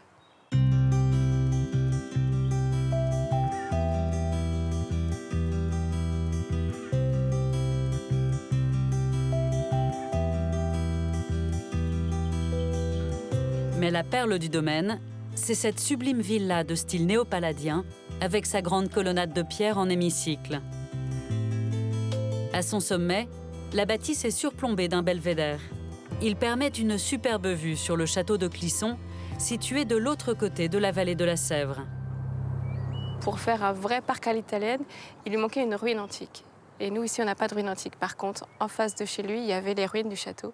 Donc il a acheté le château de Clisson, il a transformé ce château comme une fabrique, comme un élément de son paysage, et il l'a d'ailleurs végétalisé. On aperçoit le pin parasol au niveau des cimes, il y a des tilleuls, il y avait des charmilles. Voilà cette vue qu'il a ouverte avec cette autre fabrique qu'on appelle, nous, le Temple de l'Amitié, dans lequel François-Frédéric Le Mau est inhumé. Donc voilà, il repose maintenant pour la postérité en face de son domaine. Quand la ville est reconstruite, c'est une véritable fièvre italienne qui envahit Clisson et lui donne son cachet. Ici, le campanile domine les petites maisons, presque toutes décorées de briques. Partout dans la région, les riches propriétaires imaginent de vastes demeures à l'italienne.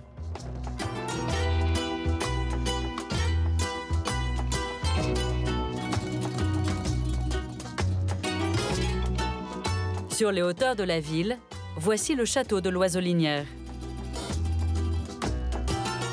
Édifiée entre 1822 et 1835, la grande bâtisse au toit de tuiles rouges ferme une cour carrée entourée de dépendances datant du XIVe siècle.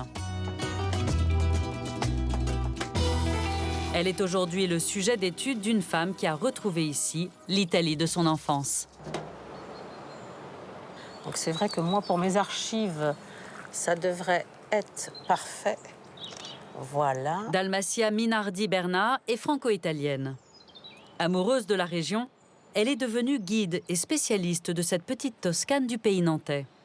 Ce matin, Isabelle Verdier lui ouvre les portes de sa maison. Tout est italianisant sur cette façade, que ce soit les baies en plein cintre que vous avez à chaque fenêtre. Les baies en plein cintre, ce sont ces petites fenêtres en arrondi, que vous ayez aussi ces bandeaux sur les 3 niveaux, et puis la génoise, qui est cette décoration sous le toit, faite de briques ou de tuiles, qui viennent rajouter encore à l'italianité et au répertoire italianisant de la Clisson. Et puis, c'est vrai qu'il y a des superbes cheminées. Vous en avez dans le sud de la lagune de Venise. Ouais, moi, je les aime bien, on dirait des petites maisons à chaque fois. Le joyau du château se trouve à l'extérieur, près de l'orangerie.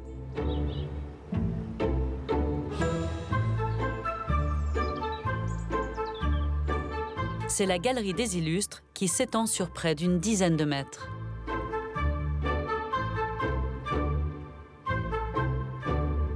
Ces illustres, ce sont des personnages qui ont marqué soit l'histoire de France, soit l'histoire de Clisson, à commencer par Olivier de Clisson. Sur notre gauche, Olivier de Clisson, connétable de France. Puis nous avons Condé, Duquesne, Jean Bart, Bayard, Du Guesclin. Ce ne sont que des personnages qui ont œuvré pour la construction de la France. La visite se termine avec une curiosité inattendue à l'arrière du château, tout au fond du jardin.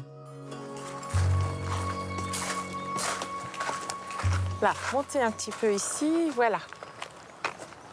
Voilà, et regardez face à vous. Ah, c'est super. C'est magnifique, n'est-ce pas? Ah, c'est très, très beau. Ouais. Le château, le clocher campanile. Ils ont dû penser que ce serait une superbe idée de faire cette trouée dans la végétation. Quand on va se balader en Toscane ou en Ambrie, on retrouve sur des petites collines comme ceci des châteaux, des campaniles, toujours ces tours carrées. C'est vraiment un voyage en Italie.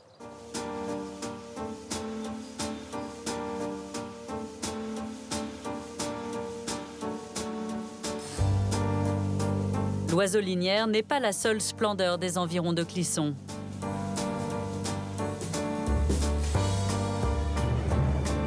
Au cœur d'un domaine de 40 hectares, voici le château de la Noé-Belair. Classé monument historique, il est édifié sur les ruines d'une ancienne maison noble rasée à la Révolution française. Il s'inspire des villas dessinées par l'italien Andrea Palladio dans la campagne vénitienne au XVIe siècle. Une magnifique loggia abrite une imposante colonnade en tuffeau, une pierre du Val-de-Loire. Le château s'élève à côté des dépendances et d'une orangerie bâtie sur le modèle des fermes toscanes.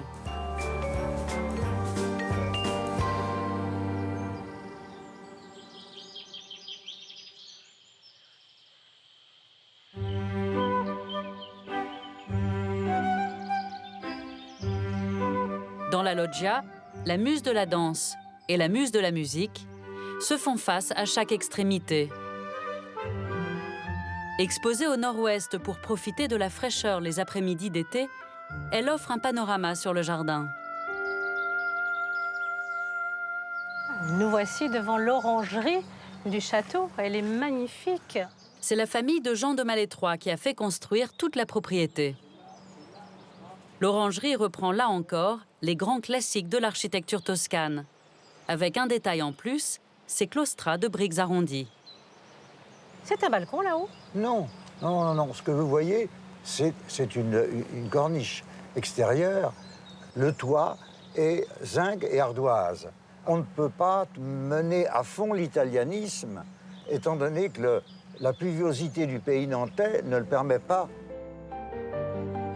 La pluie est évacuée grâce à ce toit à 4 pentes, caché par la corniche.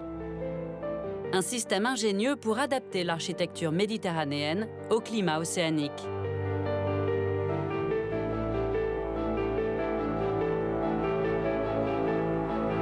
Nous quittons Clisson pour découvrir le fleuve mythique de la région.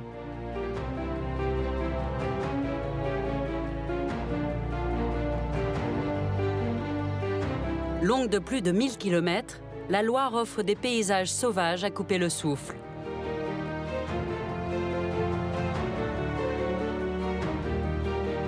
Pour les découvrir, une piste cyclable de 800 km longe le fleuve.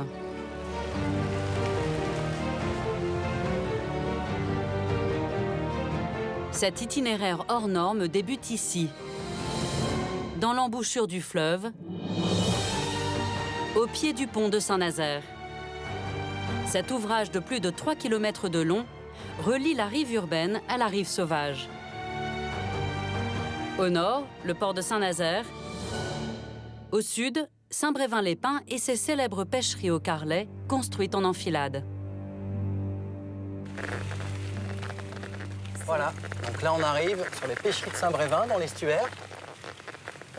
Étienne Le Borgne est un des artisans de cette route à vélo. Toute l'année, il la sillonne pour écrire des guides spécialisés. Aujourd'hui, il emmène une amie découvrir une pêcherie au carlet. Ils ont rendez-vous avec le propriétaire, Steve Boulet.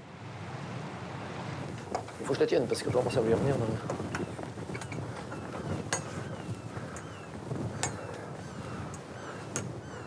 On essaye de lubrifier à peu près les éléments en rotation régulièrement parce qu'avec l'air salin, ça va avoir tendance à gripper. Hein, et lorsqu'on va pêcher, ça risque de faire du bruit ou alors la corde va s'user sur la poulie. Ce qu'il faut, c'est enlever la goupille, surtout pas qu'elle m'échappe parce que sinon, on est foutu pour pêcher après. On aime bien comment entretenir nos pêcheries. Donc là, en l'occurrence, c'est un peu plus facile à la maison de le faire qu'ici. Mais là, on n'a pas trop le choix, quoi. Les pêcheries au carlet sont apparues au XVIIIe siècle pour apporter une ressource supplémentaire aux pêcheurs. Il en existe plus d'une cinquantaine sur l'estuaire de la Loire.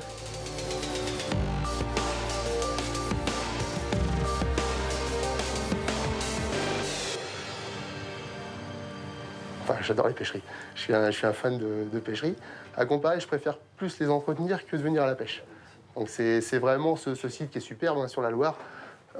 Après, ce qui me plaît, c'est cet endroit convivial où on va venir passer un bon moment, quoi. Ce qui est intéressant, c'est qu'on prend beaucoup de plis, des petites solettes, des petits bars, donc on rejette, qu'on n'a pas le droit de prendre. Mais sur l'estuaire, c'est vraiment la nurserie pour le poisson. C'est pour ça qu'il y en a autant. Et cette année, il y a vraiment plus de bars que les années auparavant. On en a beaucoup.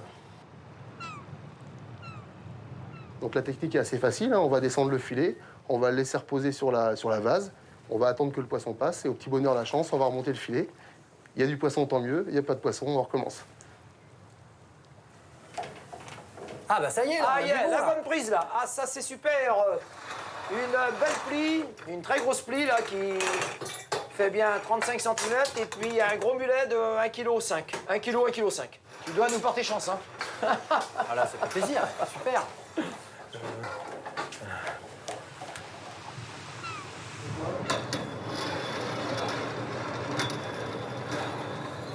Donc notre ami le mulet. Voilà. Ouais, de plus d'1 kilo, là, c'est facile. Et la plie, qui n'est pas si vilaine que ça. Oh oui. Comme on dit des fois, nous les pêcheurs, c'est une plie qui couvre l'assiette, ça, c'est vraiment la super belle plie. Aujourd'hui, la construction d'une pêcherie ne peut se faire que sur l'emplacement d'une ancienne, comme celle de Steve. Et il a pensé à tout. On fait des trous dans les murs, en fait, pour pouvoir passer le manche. Donc, en l'occurrence, là, il y a 2 trous.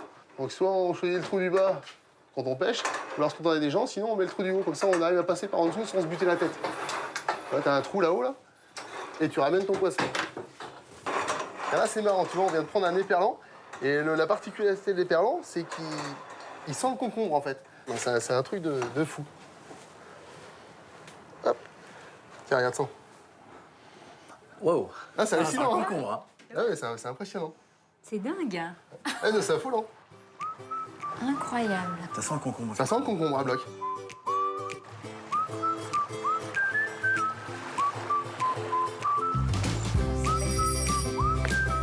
La promenade à vélo se poursuit à Paimboeuf. Comme le voulait la tradition autrefois, les marins pêcheurs peignaient leur maison de la même couleur que leur bateau.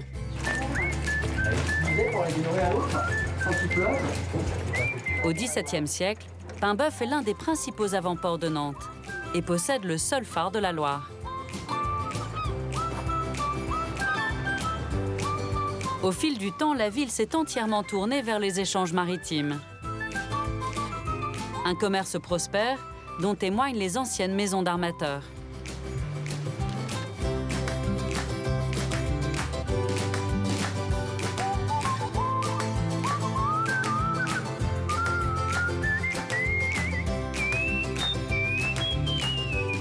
« 70 km plus loin, les rangs de vignes dominent le fleuve.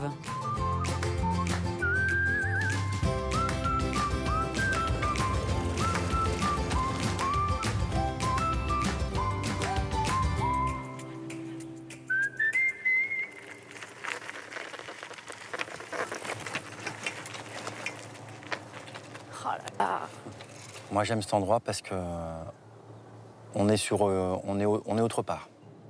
On rêve un peu. D'abord, on surplombe la Loire. Et ça, c'est pas souvent qu'on est aussi près de la Loire en la surplombant comme ça. Je suis vraiment contente de découvrir cette Loire avec les lumières de Loire dont j'ai toujours entendu parler.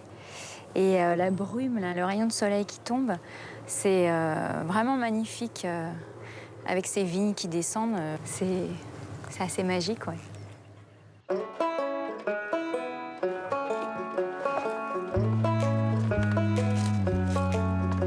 Étienne a rendez-vous avec Anna Timon.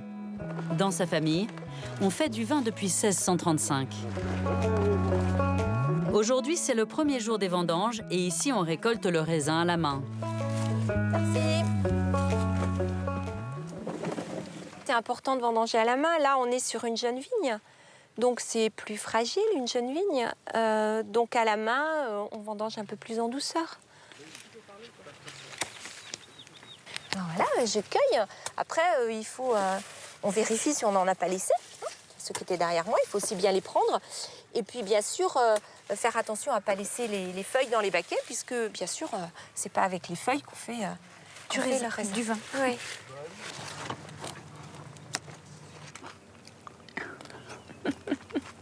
Moi, je le mange goulûment. Il est vraiment sucré. Il est super sucré. Il est... c'est agréable. Super bon.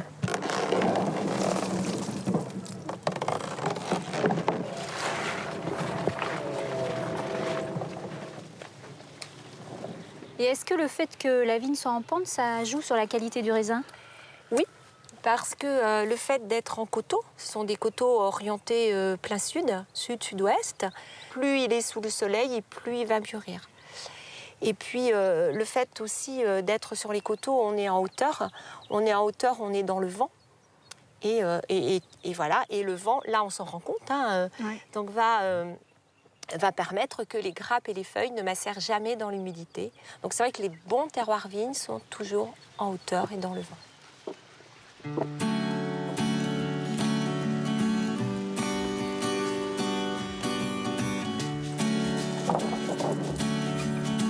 vais ramener un peu.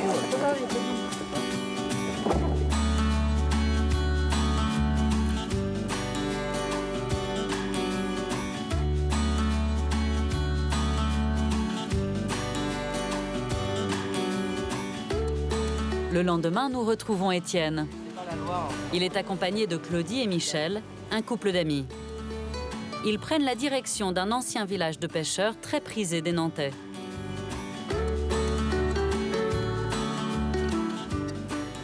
Donc là, on arrive sur Trentemou, hein, petit village à côté de Nantes. Super.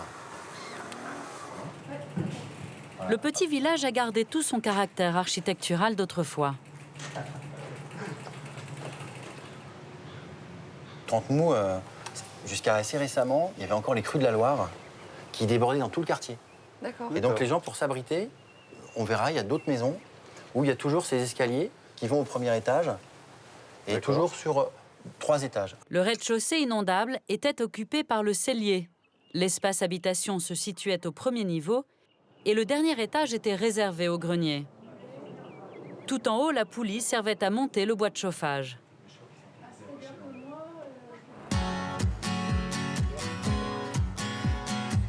Au XIXe siècle, les quais ont été aménagés pour diminuer les dégâts causés par les crues dans le village. La dernière grande inondation date de 1935. La promenade se poursuit le long du canal de la Martinière. Il a vu le jour à la fin du XIXe siècle et a permis une activité de commerce maritime intense jusqu'à la Première Guerre mondiale, à des endroits où le fleuve était impraticable.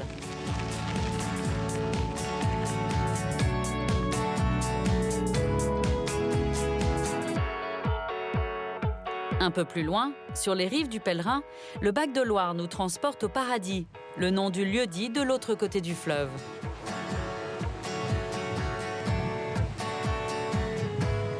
Le bac est aujourd'hui une institution, mais il a failli disparaître. Il a été sauvé par les riverains. S'il n'y avait plus de bac, alors c'était catastrophique parce qu'il y avait un pont à Saint-Nazaire et un pont à Nantes, et entre, il n'y avait rien. Donc on avait la seule alternative pour nous, c'était le bac. Si on nous supprimait le bac, on n'avait rien. C'est-à-dire qu'on se rallongeait pour aller travailler, par exemple. On va le dire en minutes ou en heures, c'était 2h30. Alors qu'on partait d'ici et on voulait aller là. Pour passer d'une rive à l'autre, le bac ne met que 5 minutes et assure des rotations tout au long de la journée.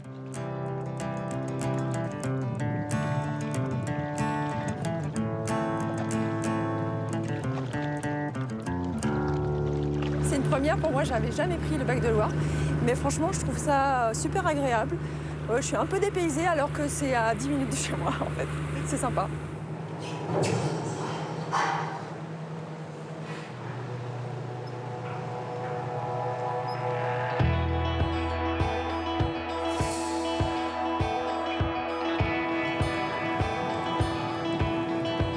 Étienne et ses amis empruntent maintenant la levée de la Divate. Une digue des bords de Loire qui s'étend sur une quinzaine de kilomètres. Construite au XIXe siècle, elle supporte une piste cyclable entièrement restaurée.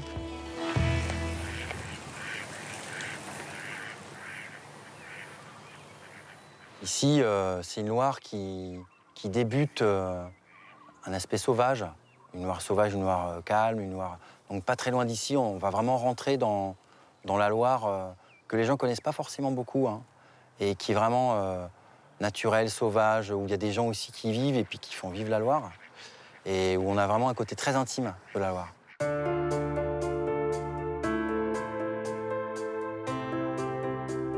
Ici, plus d'une quarantaine d'îles jalonnent le fleuve. Les bancs de sable boisés de saules ou de peupliers se multiplient. Ces terres émergées forment des espaces remarquables inscrits au patrimoine mondial de l'UNESCO.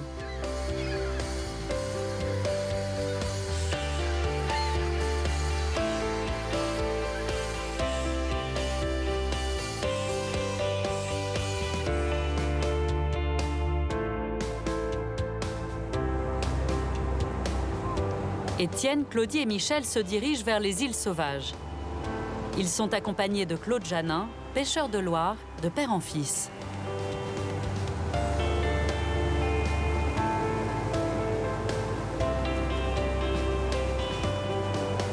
Il connaît le fleuve comme personne.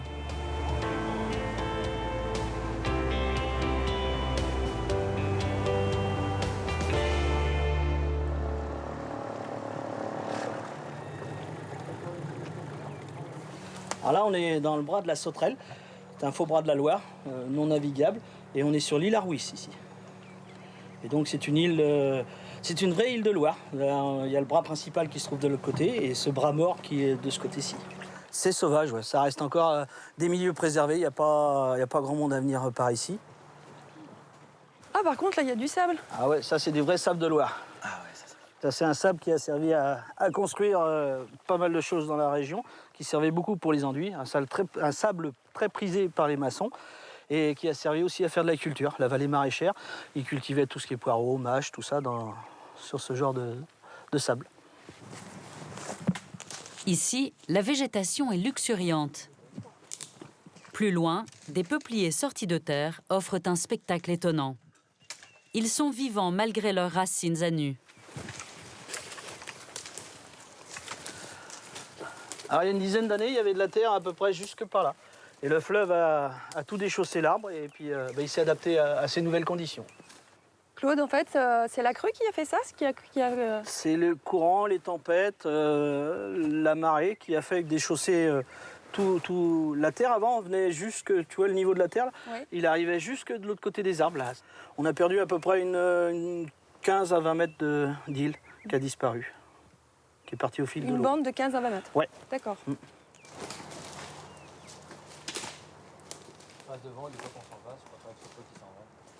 Ce paysage des bords de Loire s'apparente aux mangroves des pays tropicaux.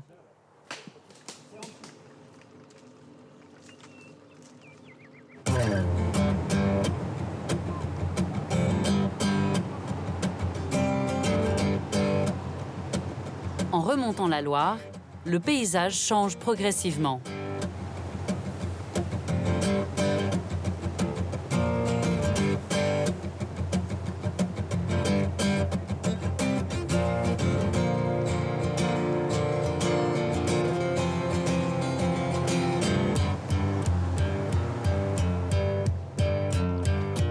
Sur la rive nord, ces falaises ont été le théâtre d'une histoire singulière sous François Ier. Dans la première arche la plus haute, dans l'ouvrage d'art qui tient la roche pour éviter les chutes de pierre sur la voie de chemin de fer, on aperçoit une grotte. C'est la grotte des faux monnayeurs. C'est les frères de Malétroit, seigneurs d'Oudon, qui avaient organisé un trafic de fausses pièces d'or. Et les gens du moulin en face, voyant des torches s'agiter la nuit, les ont dénoncés aux gendarmes. Ils ont été décapités en 1526 exactement.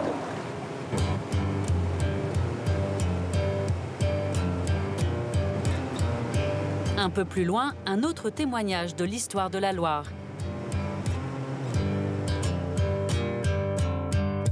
Ces épis placés dans le lit du fleuve font partie intégrante du paysage.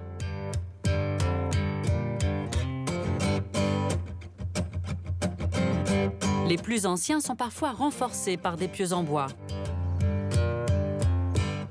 Alors là, on est sur les vestiges d'un épi. C'est quoi un épi? C'est donc un amas de... Enfin, c'est des anciens qui avaient fait ça. Ça avait deux fonctions, c'est que ça permettait au courant de dévier dans le milieu de l'eau, ce qui faisait un autodragage du fleuve. Ça permettait de protéger les berges et derrière, ça faisait une retenue d'eau. Donc il y avait toute une vie marine qui se développait. Mais au fil du temps, ces ouvrages ont été abandonnés. Ils provoquaient une érosion excessive du lit du fleuve. Là, on est vraiment coupé du monde. Et sur cette île sauvage, Claude va leur montrer son petit coin de paradis.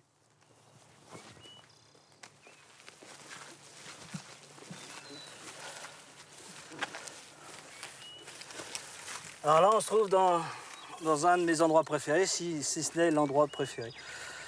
Au calme, rien, personne, à 15 km d'une agglomération de 500 000 personnes, pas un bruit, juste des arbres, de la nature, deux, trois oiseaux, puis voilà. Sympathique. Ah, très sympathique. Il n'y a pas un bruit. Génial. Ouais, sur un bras de Loire au calme. Là, vraiment, on y est. Hein. C'est la Loire, ça.